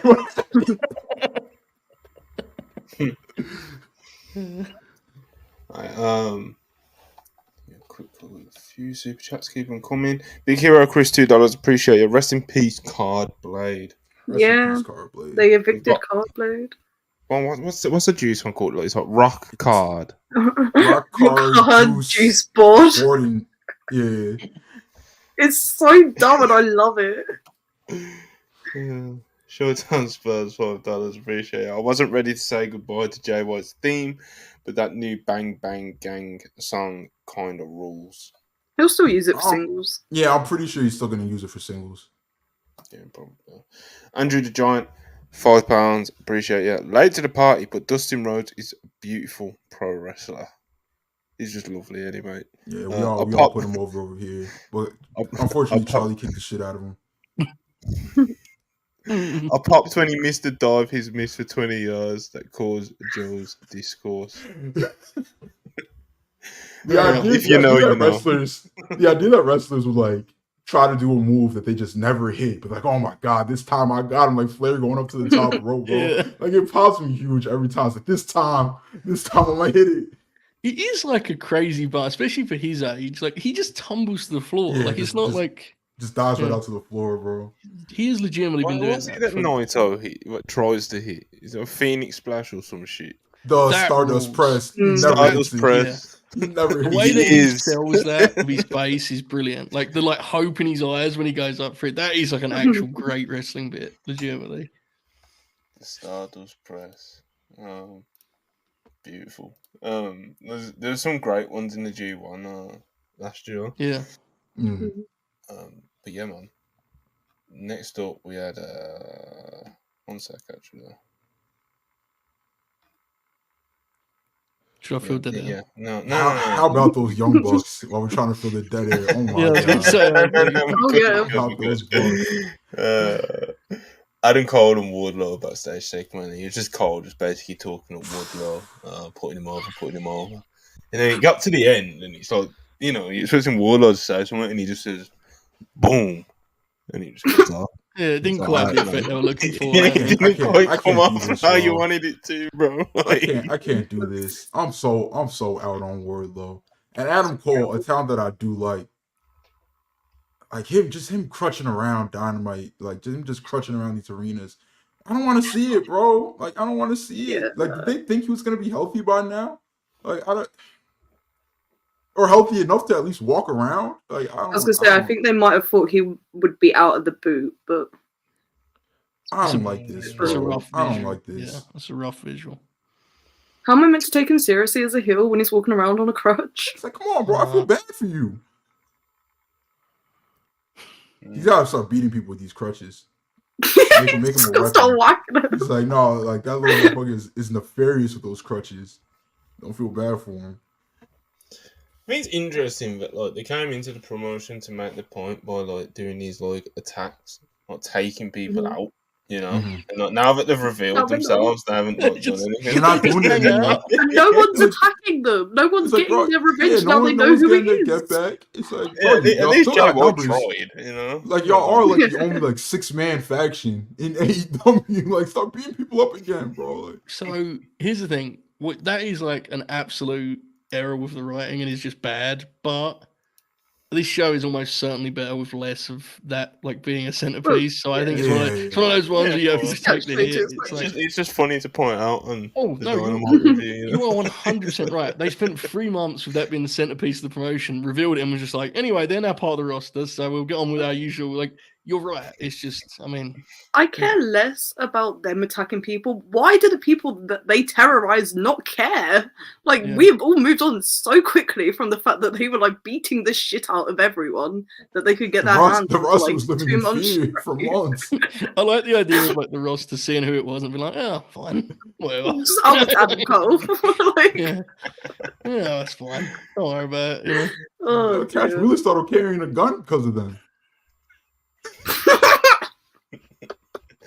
Jesus. Alright. Next match. Deonna Purrazzo defeats Anna Jay. Match was okay. It's kind of just another chance for Purrazzo to get kind of her style over and what she's going to bring to the division over, really, you know, and just kind of exhibition it almost. She's now 2-0. Toni Storm was on commentary. And, you know, Toni Storm done her usual stuff. She said she got on the mic after the match, said her funnies after Deonna Purrazzo had like a little interview with, was it with Renee? Yeah, it was Renee, wasn't it? Yeah, Renee asked her about like her goals and stuff, and she's coming for the title and blah, blah, blah. Like I said, Toni Storm did a shtick. I'm sure at one point Toni Storm said she was going to punch Deonna in a box, which is... Yes. interesting promo work, you know. But, yeah, man, this is I like seeing the women, especially obviously. Like, it goes without saying in a world title feed, like the women getting like live mic time, you know, to make their stories not feel like secondary to the men's, you know, especially when it's the world title. So, you know, obviously Toni Storm is like something that the people in AEW are very, very high on, and something that they really want to focus on, and kind of it seems to like, want to build the division around, really, like, because you got Mariah May kind of as the person that's underneath, so she can kind of do the more, I don't want to say undercard matches, but like, you know, the stuff just below the world title stuff in the time being. So like, that seems to be the focus, and if this gets more women live promo time and stuff, and so be it. You know, I'm all for it. And I don't even think Toni Storm's doing anything wrong at the moment, really. She's very committed to her character. I'm not into it quite as much as everyone else, but I do appreciate the character work quite a lot, to be honest. Yeah. I think her matches are kind of hit and miss because she's still trying to find the balance on a consistent level, on a consistent basis, sorry. But yeah, Deonna Purrazzo, Toni Storm, I think it could bring out the best of both of them. To be honest, when the bell rings, genuinely do think it, because Tony Storm can be game, you know, and Deonna Purrazzo isn't gonna really. You wouldn't imagine that she's gonna want to work like a smoke and mirrors, melodrama, comedy match. You know, she's gonna want to have like a real world title match. You know, so I'm quite optimistic about this, Charlie. I am about the Deonna Tony program as well. It feels like the division has direction, which is always nice when it comes to the world title, because sometimes they just throw them out and they're doing a whole lot and not achieving a whole lot. But it feels like we're heading in the right direction, so I'm happy about that. The Deonna Anna Jay match was all right. It wasn't offensive or anything. I thought it was pretty decent. My only issue is the fact that they've kind of been portraying Anna Jay as like a babyface the last couple of weeks. And then they throw her out against Deonna, who's come in as a babyface, which I don't think is the correct role for her, but they're figuring that sort of stuff out. It's kind of an issue when everyone wants to cheer for Toni Storm. But yeah, that just kind of highlights the issue AEW has, though, that they don't have a whole lot of undercard heel women's wrestlers that they can just throw against someone like Deonna when she's having a match like this. Because, like, you can't put her, like, if you put her against Sky Blue, that's yet another Sky Blue match on TV, and we all know how people feel about that at the moment. Nothing against Sky Blue personally. And like Julia Hart, you can't ever wrestle her. She's the TBS champion. And that, you can't. Where are the other heel women that aren't like like you've got like Mercedes Martinez and Diamante. Like that's about it. It's kind of an issue that hopefully Baker's going to come back soon. For Baker, just like stashed Nyla Rose on Honor Club for some reason. I love Nyla Rose, bro. Like, no, she wasn't the best. She wasn't the best when AEW started, but I feel like she's gotten a lot better. I feel like she knows her job and what she needs to do out there. I really enjoy her as a heel, and they just do her on Honor Club. The Anna Jay thing in particular, like Charlie's point, absolutely, but I do think the Anna Jay thing is like it's not like it's this dramatic thing that's dragging down the promotion, because at the end of the day, nothing against it. It's just Anna Jay, do you know what I mean? But like, bro, figure out who this woman is, you know, before you throw her out on TV. Like, is she a heel? Is she a baby? Is she a baby face? Like, what are we doing here? Can you make it clear, please, AEW? Because I'm all behind, and you know, like, if you want to give Anna Jay like a push in 2024 and, you know, do something with her, because people clearly do like her. Well, hold on now. But who is she? Who is she, AO? Anna Jay is a very tragic professional wrestler. I don't know if she's ever gonna get any better. She's had a lot of TV reps, and she just is what she is at this point. Like, people are starting to put over what they're getting done in the PC, and maybe they're right, maybe they're wrong, I don't know. But what I do know is the PC couldn't save her, even if they had Jesus himself coming down from the heavens and training prospects. I do not enjoy Anna Jay at all. She's very slow, she's very unathletic, she doesn't really know what she's doing out there. I do think that it's a testament to Deonna's skill that she was able to go out there and have a decently timed match with her that didn't devolve into online discourse about the women's division. So that's good. We're like 3 weeks now with no women's division discourse, which is fire in my opinion. But yeah, man, if Anna Jay just said, "Look, I'm gonna turn into a backstage interviewer," I'd applaud her. I'd applaud her for knowing where her talents lie in this world. You feel me? Yeah, she's one that splits opinions, you know. No, but a lot of people do. A lot of people do like her, but it's not like and I'm not even saying the people that the people like her because she's hot. Like, whatever, bro. Put that to one side for 1 second, you know. But like, a lot of people do just like Anna Jay, you know. But it's never in the sense of like, oh yeah, I love her matches, bro. You know, it's never very this, bro. Jizzle, who cries about everything that AEW puts on television. It's saying Anna Jay is good. Like, what is wrong with you? What's wrong with you? People are very I did ask him yesterday. And he agreed. I said, Ayo and Sejizzle were at each other's neck in the live chat on screen yesterday. Yo, So I thought I'd calm things down and be like, Sejizzle, what do you thoughts on Anna Jay, mate? And he give us a breakdown. Fucking sucks. Anyway, yo, People are endeared to her stop because this. of her time in the Dark Order. So we need to stop this whole. Just give them stardom. They'll get them right thing, bro. A lot of white women have gone to stardom, and they've come back to America or they've gone back to the UK as the shitter that they arrived at stardom. So like, it's not just you're not just gonna show up there and become a super worker with like a sliding lariat, men and women, bro, and a bridging suplex. Like, it just doesn't. It's men and women, man. And people are, they could send them to Japan. So, bro, do these people want to move to Japan for like months? No, they don't want to move to Japan, bro. People just fantasy book this shit, pops, man. Yeah, 6 months starting excursion. Yeah, don't know a word of Japanese. God bless. Shout out to brother Brandy Rose. Brandy Rose did a stardom run. Y'all enjoyed her work? Who's the one in NXT at the moment that did his stardom run? Blair Davenport? You talking about Bea Priestley? Blair's not awful mechanic. Yeah, I don't think she's not good, awful, but she's not like awful. She's not a good professional wrestler either. I have opinions. I'm sure you do. Anyway, Kevin, our good friend Kevin, 499. Monty, my brother from another mother. Let me know where I can send my resume to help with the pod. Hook versus Joe, good match. Needed more camera cuts. Take it under consideration, mate. Kevin Dunn pretty bored in his retirement, huh? Yeah. Imagine.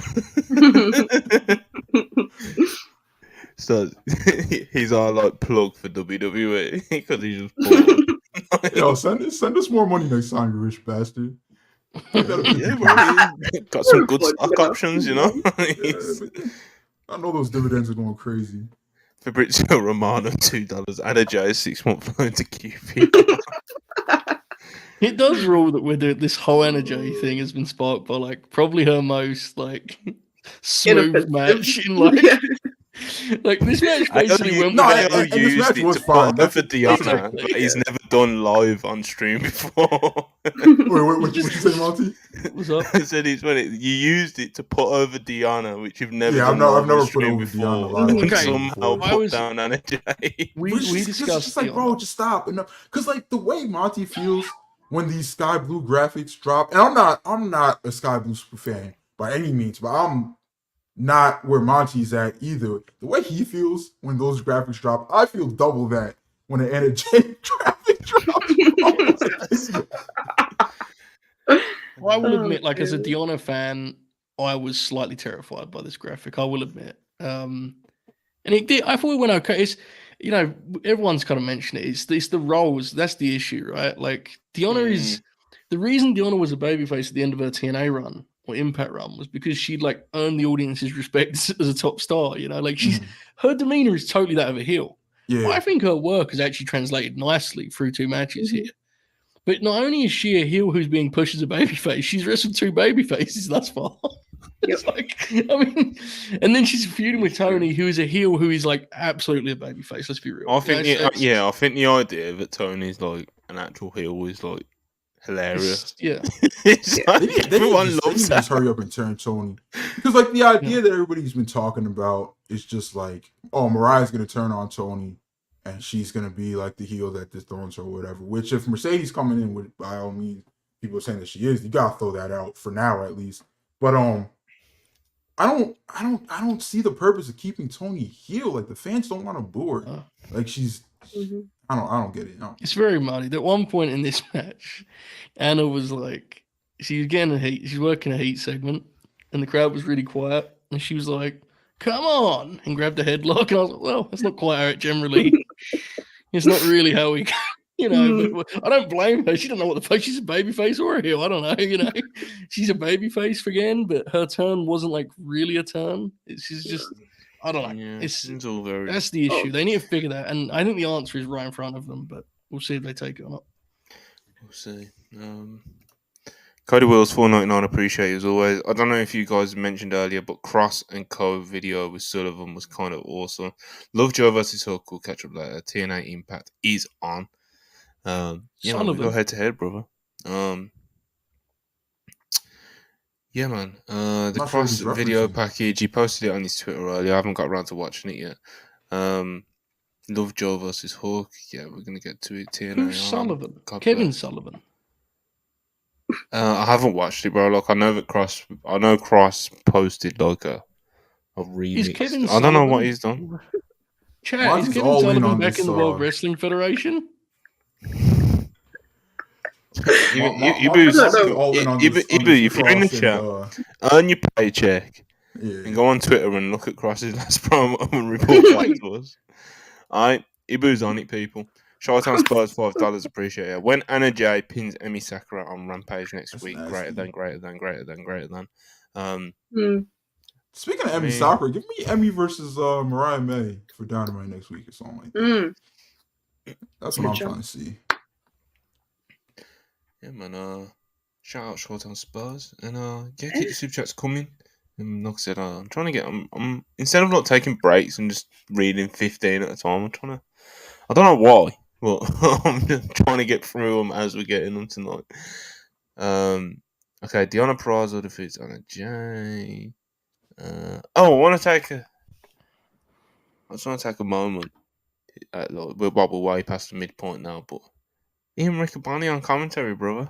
Big man is back. Yeah. I think he's tremendous, you know. And I love Tony, and I think he's doing a hell of a job on play-by-play on Collision. But I actually thought Ian helped the team a lot this week, to be honest. He's awesome, man. Bro. Like I get why they want Tony on Dynamites, but like, let's make this permanent. Especially now that he's doing play-by-play on Collision. So let's make this change permanent. Because Tony doesn't really have a role on Dynamite. Yeah, he's just like the guy who pops. He's just there. He just hangs out and pops. I thought Ian kind of was able to pitch in and chip in terms of play-by-play at times. And him and Excalibur, I thought did a pretty good job of managing that. And I thought this team worked. Ian and Taz immediately had some chemistry too. So I know that Ian's he isn't rushing to be, full-time and stuff. But if he wants to do it, I think he'd be a huge benefit to the show. Ian's a beast, man. Ian's a beast. Right. Didn't they offer him the Collision job and he shoved it off to Kevin Kelly? Yeah, and then what's wrong with you? Like I know he's in school, but why? I think it was he said it was a family thing. I think he's okay. Ian is, I think, very aware of avoiding the curse of being fully in pro wrestling. He's one of the good guys, so to speak. So yeah, I definitely, we know for a fact the Collision thing was offered to him. When he did Collision for that couple of weeks, it was awesome. That was great. Yeah, that was great. It was great. That was my favorite part of Collision. Suggested 199. Need Vader. I'm sure you talk about Vader Scott on Dynamite too. I know a lot of people do like Vader, but I don't think we need her on Dynamite. I don't know about Dynamite, but I wouldn't hate her being full-time for New Japan as opposed to the New Japan strong-only tapings. I've never really talked to her big, but people love her. It all depends who she works with. A lot of people like her, and I wouldn't be mad at it. Her chemistry with the gentleman who looks like me is not very good, unfortunately. I mean, that gentleman's just not very good. What's his name, man? He's very young. He's Stuart Walker or something. He's something Walker? Yeah. He's 21. Bro, he's 22. Yeah, 21, 22. He's crazy. He looks like me. He commentary at the Dome.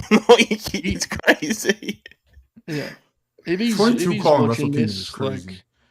I didn't realize he was he needs to, whatever he's doing, man, he looks like me with much better skin, hang in there, keep fighting the good fight, don't fall apart, don't wind up looking like I'm looking right now. You got a few more years, so keep punching. It appears to have been confirmed that Kevin Sullivan appeared in a Karrion Kross video package. That's is he the new general manager of Raw or something? What do you reckon?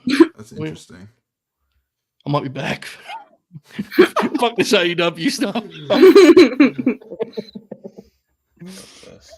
Kevin Sullivan and Punk on Raw is all they needed to buy Joe's loyalty. He's gonna be on the Raw watch-alongs every Tuesday with Robin.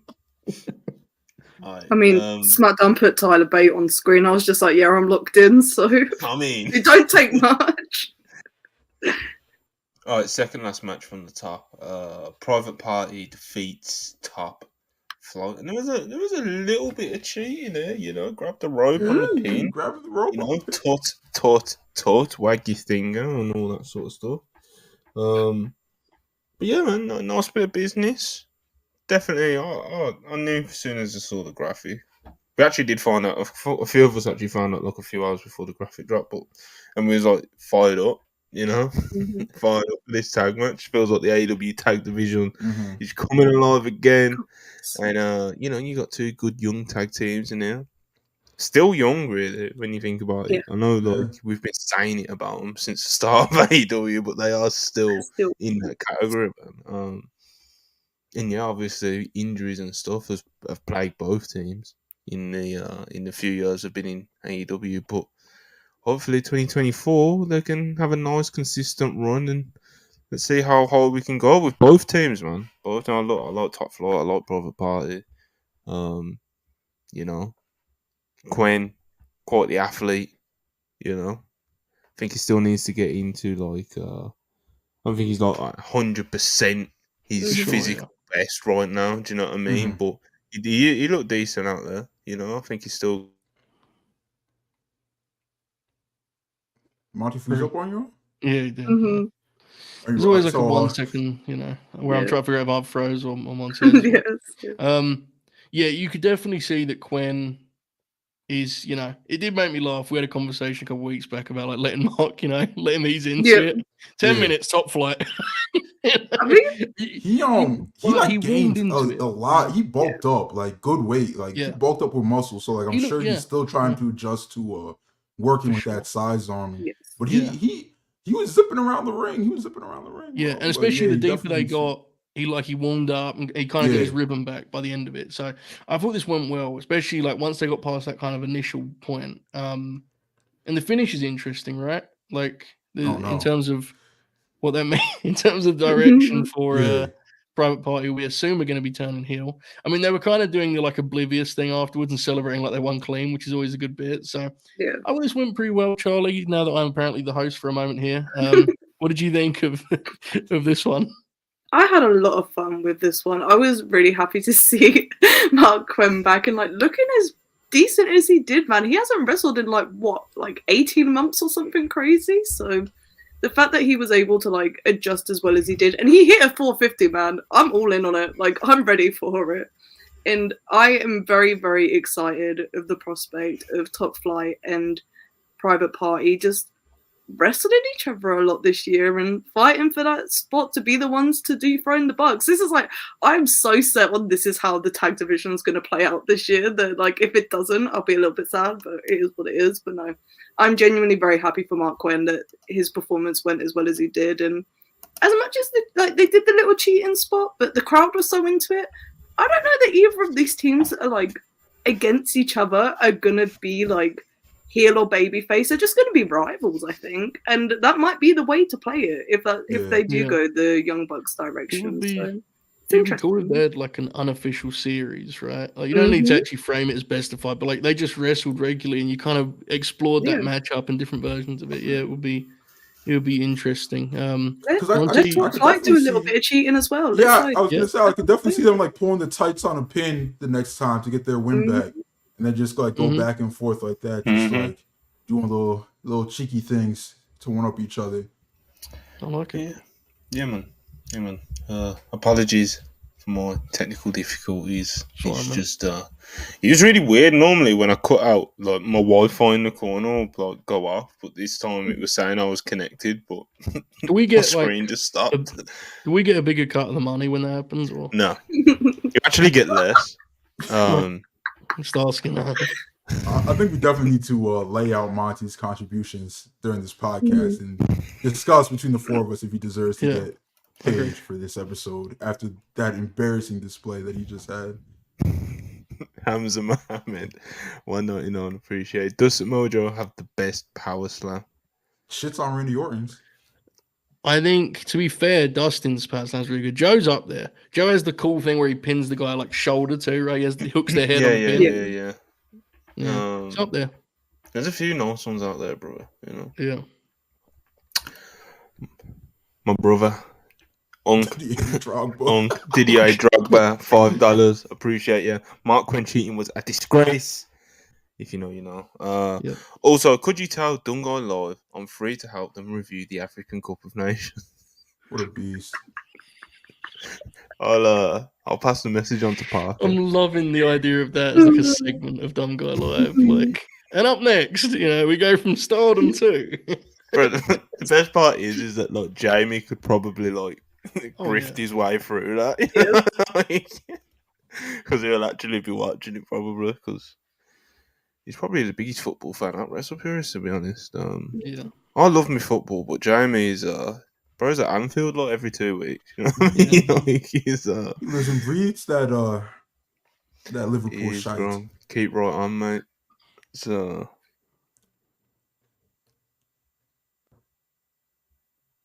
Him again. Okay. No. Okay. I'm just reading something. I was reading something too, and I was like, right, okay. But yeah. United drop points. I'm ready to leave football behind, brother. Jamie does live by. You'll never walk alone, you know. But okay. Where was we? Private party, top floor. Has everyone said what they needed to say about it? Yeah. Yes. We good? We're happy to move on. Happy days. Beautiful stuff. Sting and Darby Allin video package, you know, talking about their journey the past few years, the 26-0. May have the rise in the AEW tag team titles. That was interesting, right? Because I love this. if they go into that match with the Bucks as the champs, I think the result of that match becomes a whole lot more like interesting. You know, if it was just a match for match's sake, like I would just assume Sting would win.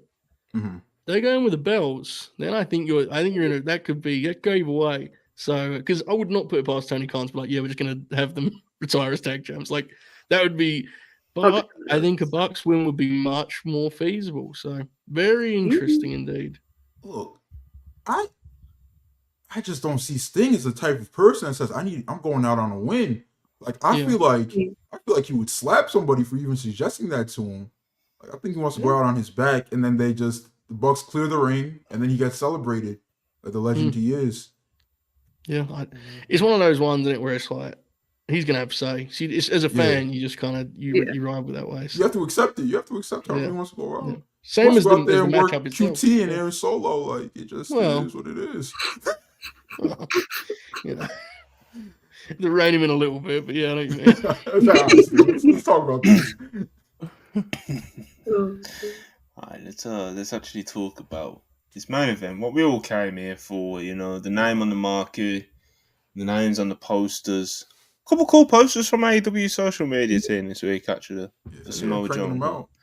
But yeah, man, the main event, Samoa Joe versus Hook for the AEW World Championship. And like I said earlier on in the show, I've tweeted it and everything, but Samoa Joe's a fucking monster, man. Like, you want to talk about like just having that presence of like the champ is here, you know, and just walking out there and just like the way he carries himself, the way he knows what to do at the right time, whether it's facial expressions or actual movements and actual like moves and spots and stuff like that. To go out there with someone like Hook who hasn't had like extended matches at all in his career, as much as we all love him, as much as we'll pop for his fucking T-bone suplex and stuff like that, he does have some nice elements to his game. Hook does. There is definitely something there, but he's not someone who's like polished enough to just be able to kind of just freestyle it out there with Samoa Joe. Do you know what I mean? So for kind of Samoa Joe to just go out there and kind of take this by the scruff of the neck the way he did, I don't want to call it a carry job because Hook did do the parts that he needed to fill in very well, you know, and he showed fire in the right moments. He sold pretty well, etc., etc., etc.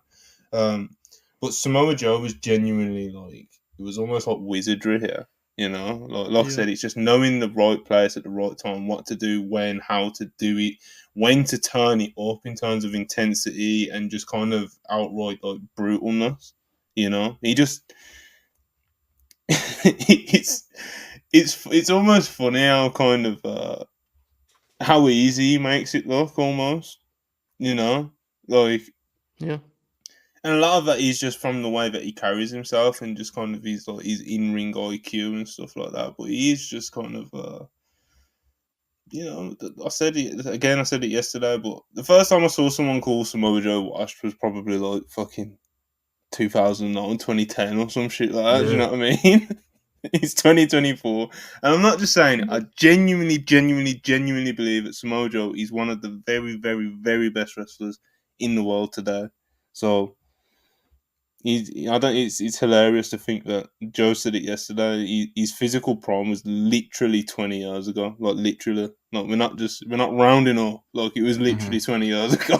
It's he's one of the great. He's an all-timer, man. He's on anyone's list, even if you're one of those people who goes deep into the depths of historic Puro, and you want to include all the All Japan women and a few indie people. You know, even the biggest nerds list. I think you've got to have Samoa Joe under some serious consideration, man, because look at this body of work he's producing even now in 2024. Joe Hulbert. Yeah, you take indeed. it from here, man. You set the stage wonderfully well in that. I think this match showcased a part of his game that doesn't get nearly enough credit and is actually central to what he's been able to do here in this recent chapter, which is his wrestling brain, right? He's actually one of the sharpest dudes on that roster in terms of understanding pro wrestling. And the reason he understands it so well is because he's totally simplified it. You know, Joe is not like, he's not trying to kind of overly complicate what this formula is. He gets wrestling. And it allows him to really kind of color inside the lines in terms of what he actually does content-wise and make so much of it, make everything count. This match was like absolute perfection in terms of the way this was wrestled. I was concerned they were going to kind of have a generic, not generic's the wrong word, but like, you know, like something more 50-50 and put over the fact that Hook was hanging and then he would lose. This was miles more effective than that, you know, way more effective. Joe made Hook earn all of the space. Anytime Hook was on offense, it was logical, made sense. They built to the one big kick out. And when Joe, I mean, good Lord, Joe's offense here was probably as devastating as it's looked in the entire run. I mean, he was beating the hell out of Hook. So, yeah, it was masterful. And it's a great example of like, how every match should be approached differently in terms of what we're trying to achieve with it. You know, this match did two things. It stressed the absolute dominance of a world champ that's probably going to be a transitional champ. But when he loses that belt, it will matter because of how he's presented, you know, and how he presents himself. And also, look what it did for Hook as a defiant wrestler rather than, I'll be honest, I don't think Hook's offense is ready for him to just have a straight up like shootout with Samoa Joe. You know, I don't think it would have worked. I don't think it would have been believable. This, though, was because here it was just a case of the kid's made of something different, right? He's tough, mentally and physically tough.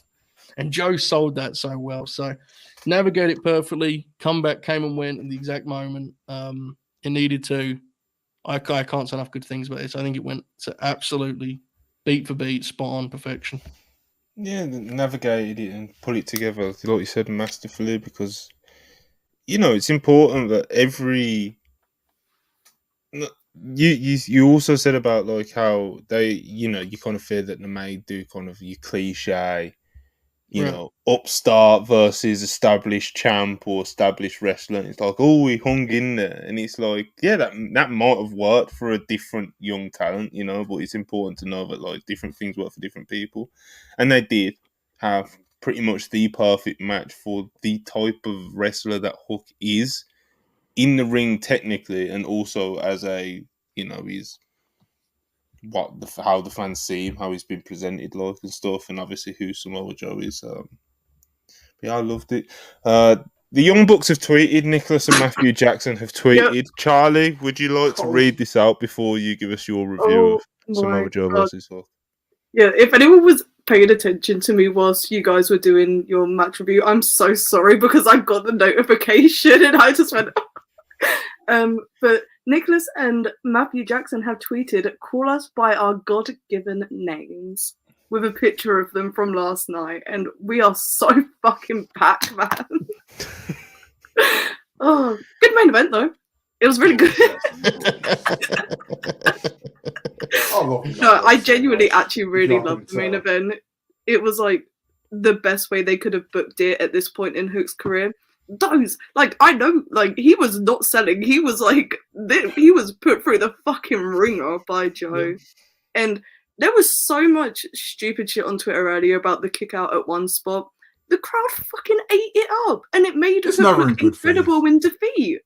Like, I get the issue personally. Like, if Joe was happy for the spot to happen, that's my world champ, man. I ain't gonna argue with him. Do you want to argue with Samoa Joe? Like, bro, you think a producer came up to Samoa Joe and was like, "Look, you're gonna give the kid a muscle bomb. He's kicking out of that thing." Like, no, it was fucking Samoa Joe's idea, bro. Yeah.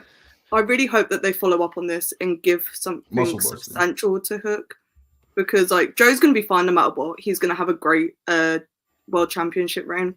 But after that Hook performance and like them putting him in, like the visual with him in the ring with Hangman after as well, they need to give him something. Like, do not let him go stale again, because I think he really could be something for the company now that they're throwing him in with the big boys. Like, he's showing something. Let's run with it. Yeah, there's definitely something that you can.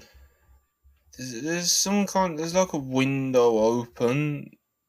There's not a window open. There's a window there with Hook now after having this performance in the main event, and having like the crowd be behind him the way they were. It's revived him to a certain extent. So it'll be interesting to see how they play after. So yeah, man. But like you said, Charlie, Hook got the shit kicked out of him.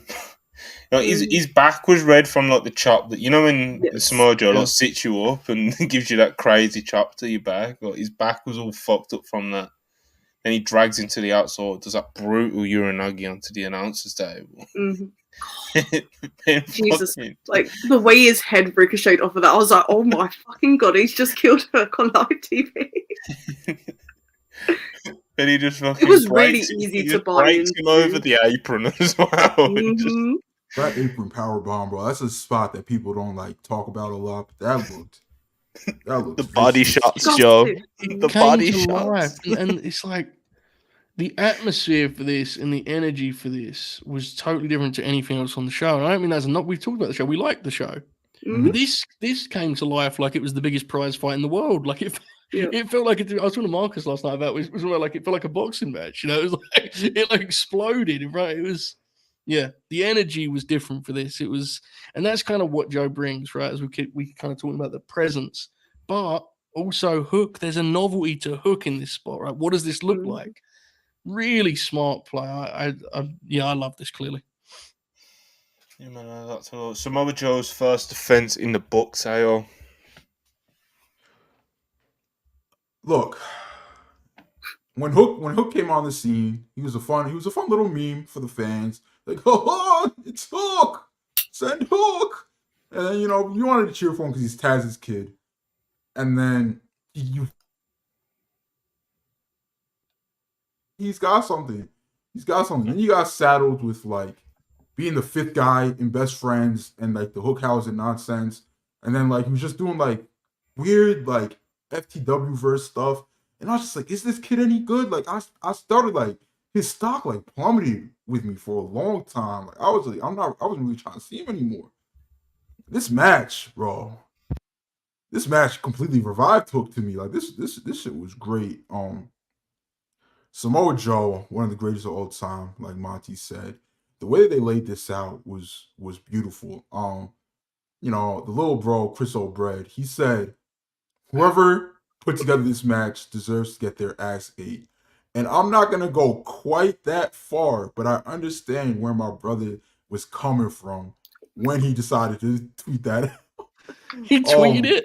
Yeah, he tweeted that. It's still up. It's got like 800 likes, bro. Like, apparently people agree with him. But I love this match, bro. I love this match. It's up there with like some of my favorite shit that Joe's done in AEW with like the Darby matches, and like up there with the Darby matches, up there with the Grand Slam match. That was great in spite of MJF.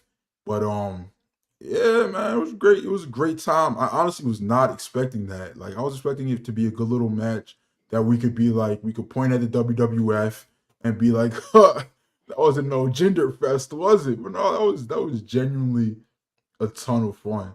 And I'm still trying to think how we get Samoa Joe more title defenses before Revolution. With like, meanwhile, Swerve and Hangman are like trying to kill each other for a defense. How do you like skip that and get people to fight Samoa Joe for the world title? So before I go any further here, I'm aware that he's lost a couple of title matches, so it's a little shaky. But it's very interesting that comment that Joe had about Moxley in the media this week. Interesting.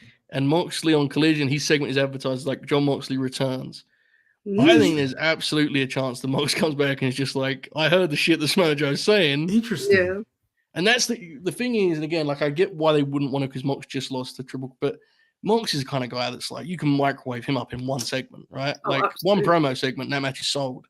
Losing that Triple Crown title doesn't fucking exactly, yeah, I know. And that match is, yeah, that is very compelling to me. Yeah, it's interesting. I mean, this Hook one kind of showed they can, like, it's easily done, right? Hook did one pre-tape and we were there, basically. So hopefully we get at least one more before they fully lock in on the triple threat. In terms of opponents, there's a million options, right? Charlie and I have been working on this Zack Sabre Jr. agenda for about 7 months. So we are campaigning. Yeah, I don't feel like we're any closer, but no, but we're trying. So, yeah. Bryan Danielson, bring him back from Japan with you, please. Yeah. There's an opportunity to be had there with that face that Joe made while looking at Swerve and Hangman. He was like, for the first time in AEW, he looked genuinely like terrified. So there's a little opportunity there for him to be like, I'm not wrestling these motherfuckers. You can't make me. Like just being a heel, bro. Just being a heel. Like, I'm not wrestling them. Like Mox, come on down. I'll wrestle you. Like, yeah, especially in a triple threat. It feels like the route to the triple threat can have some ups and downs, right? Because it's like, and I'm not sure how you do that because you wouldn't want to do, usually in this situation, you'd have the two contenders have a singles match. You don't want to do that here because you don't want to burn one of those. Swerve and Hangman, when they wrestle singles matches, it should be like a big deal. You know, that should be your double or nothing main event or whatever. So yeah, you're gonna have to figure out a way to get the triple threat that makes sense. So it'll be interesting. Some interesting wrinkles here for sure. Mm-hmm. My God, have we lost Monty's sound? We can't hear you. Oh, no. I can't hear you. This is an event tonight, folks. I'm back. Okay, good. There you go. Oh, he's gone again. He's actually muted. Now he's muted himself on StreamYard. We're doing incredible. Dynamite has been good for so long that the show is now breaking down. It can't function this way. He's over there watching total nonstop action. He's over there watching TNA. Yeah. He's got us over here doing the Dynamite review, and he's doing the Nemeth match. Monty's mic heard him praising so much Dynamite and was like, "Fuck this." It's not what I signed up for. Am I on? Yeah, you're on. Okay. You're on. We hear you. Okay.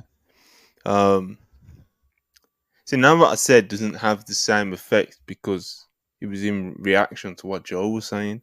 What did I say? We could redo it. You were saying something, and I said it's funny that you should say that. What was I saying? So about Hangman versus Swerve. Oh yeah, you shouldn't burn the matches. I was gonna say, okay, after the match, all the afters, AO of course kind of touched on it when he said about like Samoa Joe having to face kind of like Swerve and Hangman, but yeah, Hook. You look like Samoa Joe was gonna kind of, I don't know, dap Hook up or shake his hand or something, but he just gives him a low blow. Swift kick to the cock. Straight in the bollocks. What a beast! That was he's gnarly, gonna dap him off. It's him. just like, nah, I'm just gonna kick him in the balls, He kind of deserved it, though. Really, I mean, before Joe could do muscle busted. Before Joe could do any more damage, Hangman comes out, and then Swerve kind of appears like a horror villain. For real, he kind of just appears for the crowd. Ayo, listen, yeah. I don't know why I'm directing this to you. This. Wait, what you say? I just said your name. Oh, okay. And then I'll question why I'm directing this next question directly to you. But what we're doing with this eye makeup with Swerve, bro? You know, Look, bro, it's very interesting. Rudy, Look, it's what's going on there. You know, you wouldn't get him, Monty. I don't. The theme that he's putting over is that It looks like he hasn't sleep. slept. He What's can't going on? sleep. He For can't your eat. demographic, The don't only worry thing about it. that he cares about is the All Elite Wrestling Mhm. World Heavyweight title. And It's driving until him mad. he rips it from that Samoan named Joe's filthy claws, he won't sleep. All right? He won't be able to sleep. Why? Because it means Laser that, focus, bro. He's obsessed, Listen, bro. it means that much to him. Yeah. It He's driven. He's means obsessed. Bro. that much to him. Yeah. That's like seriously, the Swerve character is like he has now conceded he'll do whatever it takes, right? He broke into dude's house to take his spot on the card. Like that's where he's at.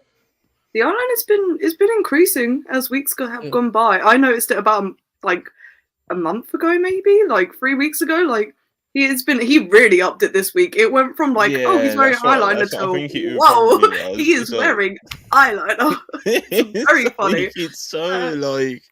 At first, I was just like, okay, this is appealing to a certain demographic, and Swerve's very real for it. But this week, I was just like, oh wow, no, you are a villain. This is what we're going for. He needs a better blender, bro. You know, he's not the first black man with dreads to do this eyeliner thing. Shout out to Playboy Cardi. Okay. Actually, no shout out to Playboy Cardi. His music is dog shit. He made reference to the coffin match this week as well, which I thought was interesting. Because he was just like, I haven't been the same since that coffin match. I was just like, you know what? Yeah, true. That reminds me, he said a similar thing to AO and Hippo, on the WrestlePurists interview with Swerve Strickland in the lead up to Full Gear. You know, and I think you should check that out if you haven't seen it already. Yes. I do too. Yeah. It's very good. But yeah, man, the main event scene is very lively at the moment, isn't it? It is very lively in the sense that Samoa Joe is our world champion. And like I said before, very good start right there.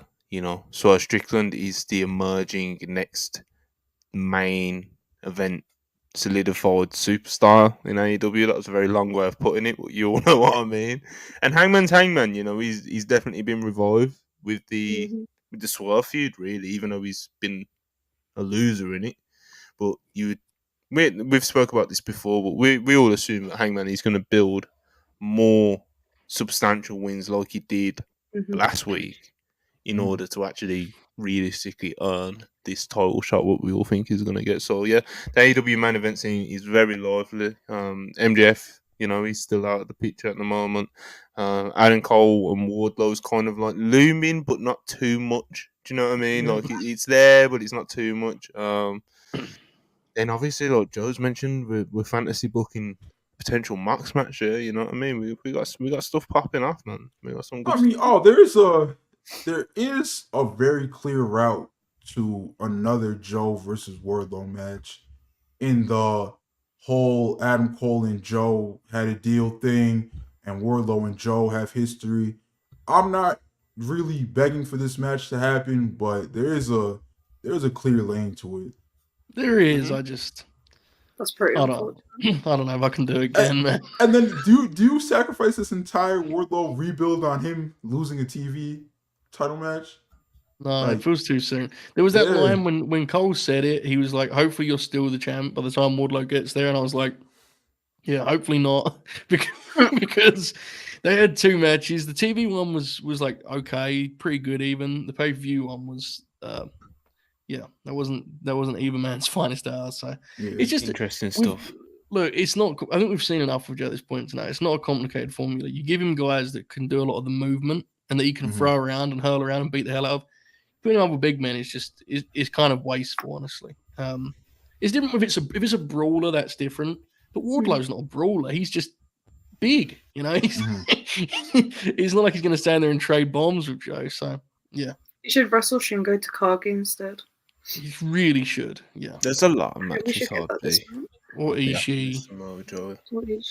Or Brand you know, new Zack son. Sabre Jr. Like he Yeah. might be. That We might be a do good that match. one. All of them. Line them up. Alright. Half €2. Appreciate you.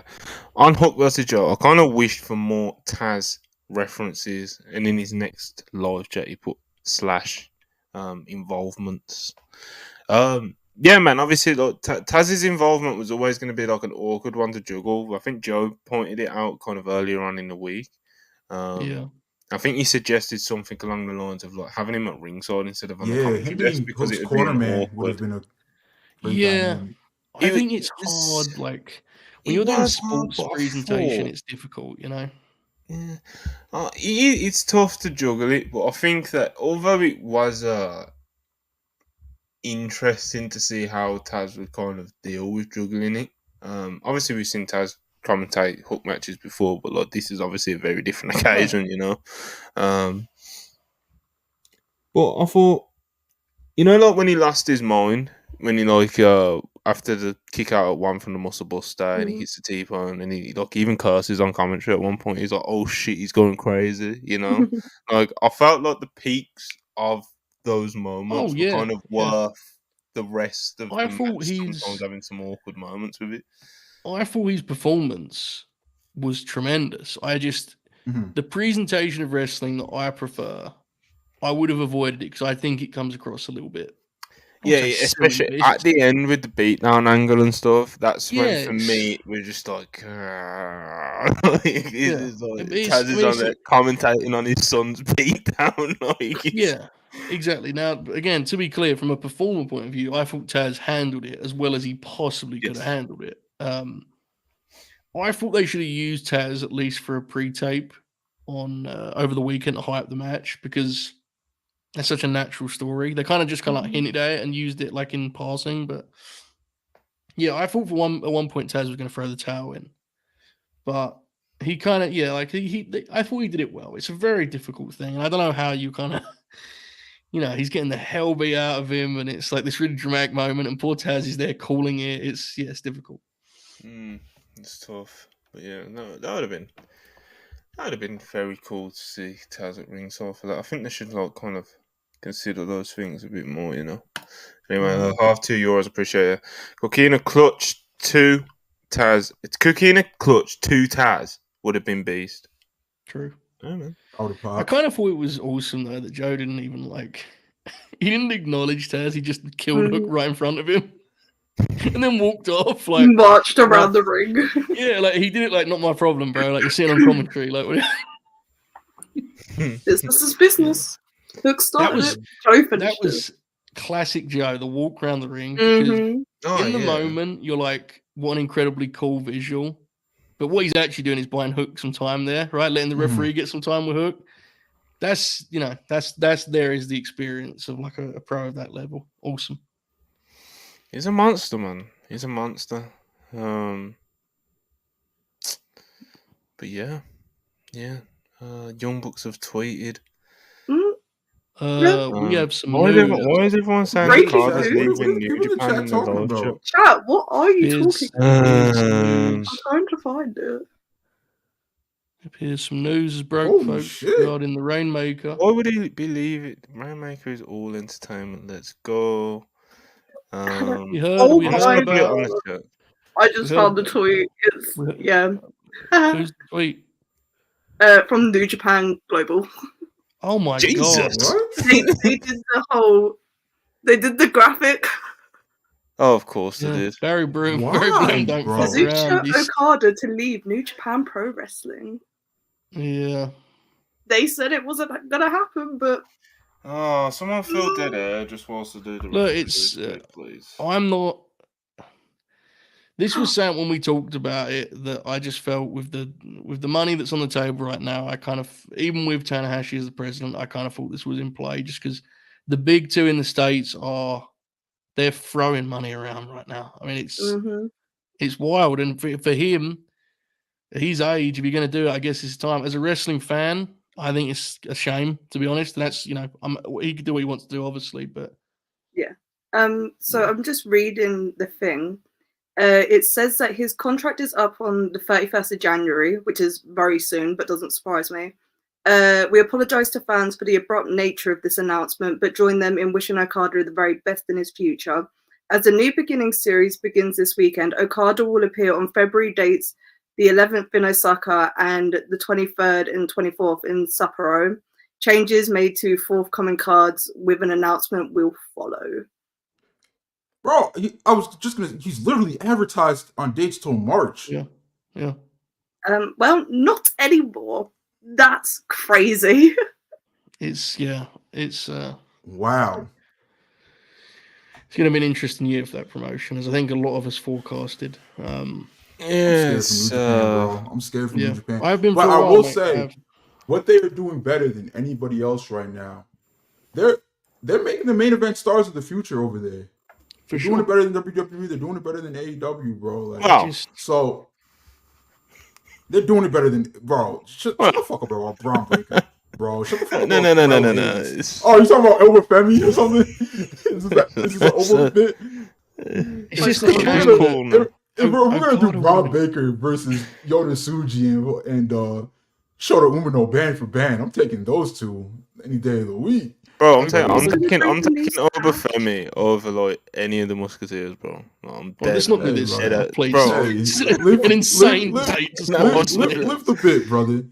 Bro, I thought Kimi is coming. I think it's a shame that Okada will not be part of the process of bringing those young guys. Like he should. I wish that's what bums guys over, bro. Yeah. And look, I think we all want, that dude's going to get paid, and God bless him. I mean, good for him. But yeah, we'll see. Yeah, we'll talk about it. Y'all didn't see this coming? Wait, Holbert, we're going live tomorrow. Yeah. Yeah, we'll talk about this like extended tomorrow, obviously, because I'm sure a lot more is going to come out. The newsletter comes out tomorrow. Dave always seems to think he knows what's going on in New Japan, so yeah, we'll figure out a bit more as it comes on. I'm sure Sean will probably find something out. I know it's New Japan; it's not really his forte, but he's got so many sources and stuff. Sean has, he's bound. Yeah, and it's trending. He's bound to hear something, Yeah.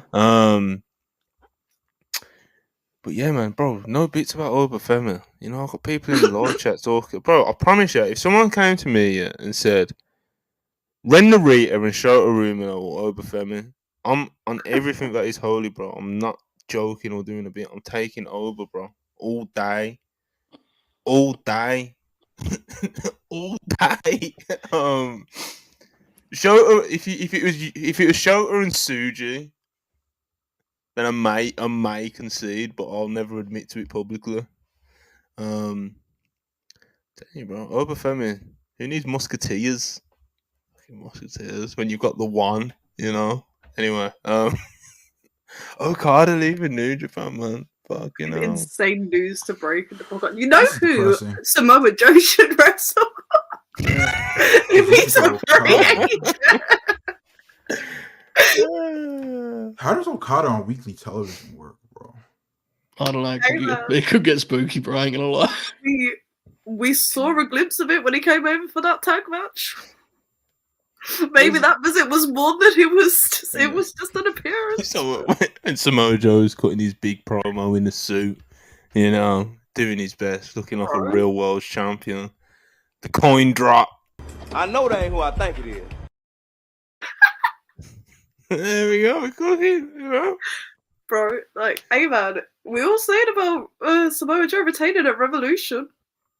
If they drop the coin at Revolution after Joe retained, this is such a fascinating story because about a month ago, Monty and I did a Friday show where we settled on our predictions. I think we both said, I don't know if you didn't we land on AEW because he probably wouldn't have to leave Japan. He'd probably just get flown in for TVs. So. I think I might have said WWE. Okay, we had the whole thing though, right? And I think I wanted to be the what's it called, Devil's Advocate or whatever. Yeah, Tanahashi got announced as the president, and we all just went, "Well, that settles it. Never mind."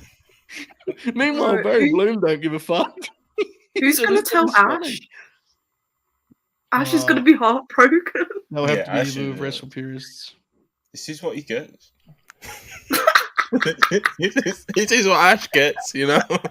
Seriously though, congrats to TNA on getting this a big star. God bless. Hey, Got man. more shout. Bro, could you imagine? That would be fucking incredible. nuts. Nick Nemeth and Kazuchika Okada at Sam's Town in Las It all makes Vegas. sense now. You know, It all that makes last sense. appearance he did where he kissed the TNA logo. He, All right. he did the bit of just like, I never hated TNA. Like, bro, we know what you are. Why are you lying? Kazuchika Okada's statement, I have nothing but gratitude for having been a part of New Japan Pro Wrestling since 2007, and for the New Japan Pro Wrestling to bring me in from a 19-year-old kid off the plane in Mexico to the Rainmaker I am today. Thank you for the best of companies in New Japan Pro Wrestling, to the best of opponents that I have been able to face here, and to the best of fans that have cheered and booed over the years. I promise to make it rain in every match I have left, so keep watching. Well, we say this a lot. This is depressing, bro. I'm upset. Yes, it's rough, but we say it a lot. It's a cliche, but in this case, I think it's more apt than ever. Hell of a run, firstly, right? I mean, good lord. Yeah, it's like it's the first of many. Whoa, wrestling in 2024 is crazy, bro. Those tweets suck, bro. Oh, it's so wacky. 2020, shut the fuck up, bro. I think there are definitely elements to this that are going to leave a lot of us feeling the way I just kind of spoke to. Like, I don't know. We'll see. So, Main event of all in just got bro? real different. yeah. Hey, man. Bro. New Japan without Okada is going to be nuts, but this is also just incredibly fucking funny to me, Well, so I can't. Like, I It's co-sign. always It is fun. interesting. It's It's just, always fun. it's, because no one believed it would be happening, and I was just like, I think for a 'Cause- lot of, it's kind of, yeah, I don't know. What We was you need, to saying? get we need to get one of the Joshi fans that Ash is always horrible to DM him like, Ash, what happened? Yeah. I can say this now that this has come out, but I heard like a month ago that this was like that he was like leaving. I was just like, I don't believe you. Like, I don't believe that this is happening. Chuck scooped us on that. She told us that the boys are pretty much prepared for Okada to be out the door. Mm-hmm. That was where initially that was where the stories were trending too, right? Remember when it was like, because it did feel like if you just looked at it from the outside looking in, a cold look, it's like at the age he's at, if he ever wanted to do a run stateside, this would be it, right? This would be the moment to do it. He's done everything he needs to do in New Japan. It's just, I think for a lot of fans who want a kind of, a healthy wrestling ecosystem, whatever the hell, this is kind of jarring because it's like, that's going to be weird, but God bless him. God bless him, man. He's going to make a lot of money. Oh, yeah. He's going to make a lot of money. Maybe the most ever from a Japanese import. I think that's I think you can probably get rid of on the card. Yeah, I think he'll be many times over. To be honest, I think he's going to because get like paid. who would you say if you had to guess at the moment? Shota Umino, baby. Hey, man. If you had to guess who's the highest paid person Japanese person to come from Japan to a major promotion, highest paid would probably be Shinsuke. It's Shinsuke, just based off like seniority and how long he's been on the WWE roster. It's probably making, if not $1 million, very close to $1 million. I don't see anybody else right now that's making anywhere near that, and or has made that. Asuka's probably well looked after, but I'm talking like someone coming in, like they're coming in contract. Away. This is a very different. Shin would be the leader there, but this is a very Probably. different landscape. In that, when Shin came in, there was no other bidder to that. You know what I'm saying? I mean, this is going to be Tony Khan. If this is going to be a bidding war situation, Tony Khan is not going to want to lose out on. God, that's an understatement. So he's set to make millions, serious money here. Millions. Yeah. Ajan PN $2. Appreciate your big nose. Stay the F away. Look, this might be cope, and it probably is. I don't know, but I don't see him going to WWE, which is a situation where you have to move to America. When Okada has a wife who makes a lot of money doing voice acting in Japan, probably makes more than he does. Has a newborn child. Well, they're like 1 year old now, but has a very, very young infant at home. I just don't see him moving over here. As opposed to AEW where he could just fly in. A lot of do his money shit. involved, though. Look, let's just say. There's a lot of Yeah, money but involved. I settled on the same conclusion as they are, which is that I just think because AEW would be more flexible with their deals, I think it would make more sense because he would. I mean, we're seeing it with Ospreay. He could absolutely just fly him from Japan when he needs him for TV. I mean, Tony Khan would do that without really sacrificing a lot of the money. Now, I think if he goes to WWE, it will be a case of that is specifically what he wants to do, which he may. We don't know. Mm-hmm. But in terms of money wise, I mean, they're both going to be incredible offers. So, Oh yeah, he's not. We've said it about 5 times. He's going to make a lot of money because especially when we know, because it was reported as much about a month ago, which started to really snowball these conversations of Carter potentially leaving before New Japan became, before Tanahashi became New Japan president. Like the story was WWE is interested in Okada.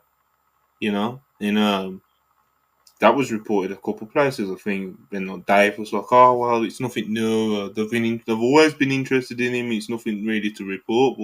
But seems like it's it felt I don't know. WWE basically WWE AEW. Obviously, they were never gonna have like a free run at him, but it seems like WWE are actively wanting to bring Okada in. Well, Ibu's talked a lot about what they're trying to do in terms of the way they're viewed as a place for international talent to go. Right, and we can all feel however we want about that as a project, but if you're going to do that project, Okada is the ultimate target for that, right? If you get it right with Okada, you make a point 100%. there. I am fascinated by what that would look like. Because Okada being a guy on Raw is mind-melting for me. I don't know what that looks like. I'm not saying it would be bad. I'm just saying it doesn't compute for me, So I guess we'll find out perhaps soon enough. I don't know. It's so much easier for him in AEW in terms of just being over and stuff as well, Yeah. If he does go to AEW, it makes the main event of Battle in the Valley fucking hilarious. Yeah, just wrestle again on Revolution. It's bro, let's just run it back again. Yeah. Oh, dear. Regardless if he goes to Tony AEW Khan or not, tweet bro. from earlier is also now very funny because he tweeted there's going to be an amazing year for AEW. Yeah, there may have been saying too that legitimately Yeah, it was weird how he just tweeted that. Because I've got his notifications on because obviously it's very sad to admit, I am an aggregator, so I do have my notifications on for Mr. Tony Khan. And when that popped up, it was just weird. Do you know what I mean? It was just weird the way that he just did that, especially now. Maybe there is some, correlation or whatever the fuck. This is, as a big AEW fan, I've loved New Japan. I've loved New Japan before AEW was even a twinkle in Matthew Jackson and Nicholas Jackson's eyes, before they started it dual-handedly. This is depressing. Him going to AEW would soften the blow, but I still wouldn't be jumping in for joy doing backflips. I don't want all of my favorite New Japan wrestlers to go to AEW. There's a lot to be having variety is a bonus. I'm going to watch these New Japan shows anyway, so why wouldn't I want to be able to turn them on and see Ospreay, see Okada, as opposed to them all being in one company? You know what I'm saying? It's unfortunate. I do agree. It's unfortunate. I wish he would be a lifer at New Japan. I really do. It doesn't. It's a really tough thing to speak about, because ultimately it's his choice, and you can only be happy for him because he's gonna come out of it golden. Because but as he's fans, life-changing money, no matter how much he's made, and how much his wife made. But as fans, I think we're in a similar place of they really need him right now, and this may not be the best thing for the wider industry, and that's not. Look, that isn't Okada's problem. He needs to make sure he's done more than enough for that company. But as they introduce all of these fresh faces and try and get a new generation to that level, it would be really nice to have Kazuchika Okada there to assist that, and he's not going to be. So it's going to be tough. It really is going to be tough. Yeah, it's again, just how do they not know this was happening? Well, I don't know, man. No, bro. What are Bushi Road cooking? I feel like a lot of people, because I feel like Tanahashi and being made New Japan president, perception wise, kind of covered some of the cracks for a lot of fans, especially also over in the Western shit. For sure. But at the end of the day, bro, what is Bushiroad cooking. I think I've been saying that for the past 6 months. So some Yeah. weird stuff going on. Anyway, some super chats and we're going to get out of here. Custodian Lexus King at 499. Appreciate it as always. Me versus Joe, non-stop aura. The Custodian versus the Samoan submission machine. I will make Samoa Joe a registered Lex offender. Interesting. Andrew the Giant, £5. Appreciate it. Tony D found his contract in the Yakuza. We are so back. Lexus King versus Okada in NXT. Genuinely, they might do Okada versus Shinsuke 7 minutes at WrestleMania. Genuinely think that's not a crazy assumption. Half €2. Appreciate you. The Wanted Man versus the Rainmaker TNA title. Big business. Jokes aside, You got something jokes there, aside, brother. prime Dolph Ziggler versus Kazuchika Okada. Prime. No, I'm saying Wanted Man. if we could go into the time machine and get. Oh, you're saying the Wanted Man? The Wanted Man versus Wanted Man. Okada? Something to get up for. It's a lost match now, bro. Ships in the night, you know. It's what we lost it. Shows on Spurs $2. Okada fears Jack Perry. Andrew 199. Appreciate it. So, is there a chance WWE negotiate a Rumble appearance early? No. Isn't the Rumbles? Yeah. 27th January. Yeah. Contract ends 31st. I don't think there's any chance of that. Even if Alright. he is going to WWE, When I it don't is think wrestling. Rumble. I mean, if There's WWE said, look, no chance. The idea of if Okada just WWE being like a said, guy look, in the Bushiroad, we Rumble. will give you $1 million if you let us have this motherfucker 4 days early. How much does that visual roll? Like He him might walking be through- on a. Hang on, he might be on a card like that day in Japan. I don't think. I also think it would be like with all the star power and that, introducing him that way and having him like stroll around the ring throwing forearms. Just I don't know. I think probably not the way. As funny as it would be. Anyway, P499, appreciate it. Watch Don't Go Live for a full Okada career retrospective next Tuesday at 7:30 p.m. Eastern, 12:30 UK time.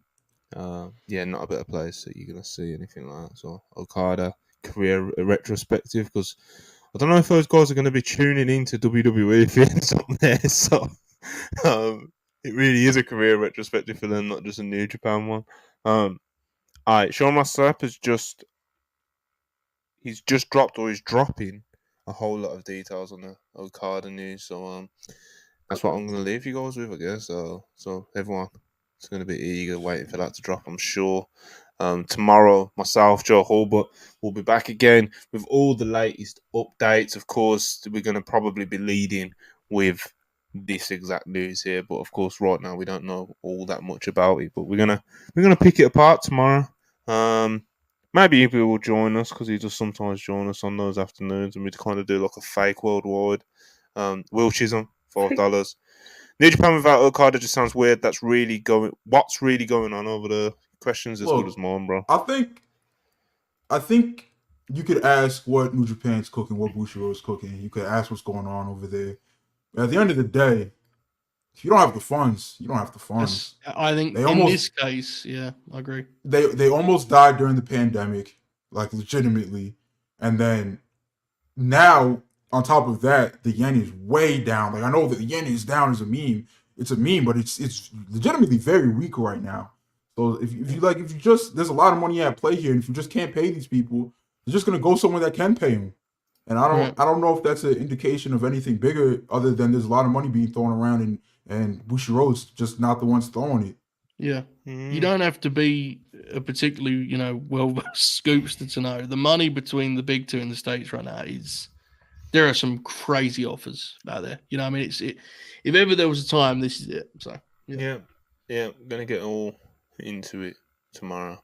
Yes. But yeah, we'll be back tomorrow, Friday, about I don't know, we usually do about 1 p.m. Eastern in that area, so something around then. So keep your eyes on the WrestlePurists page, and we're going to try and get up to date with all this madness that's been going on since we've been streaming. And catch you next time. Like, subscribe. Thank you for all the super chats. Thanks for watching, and peace. Where's the new intro? There it is. Peace.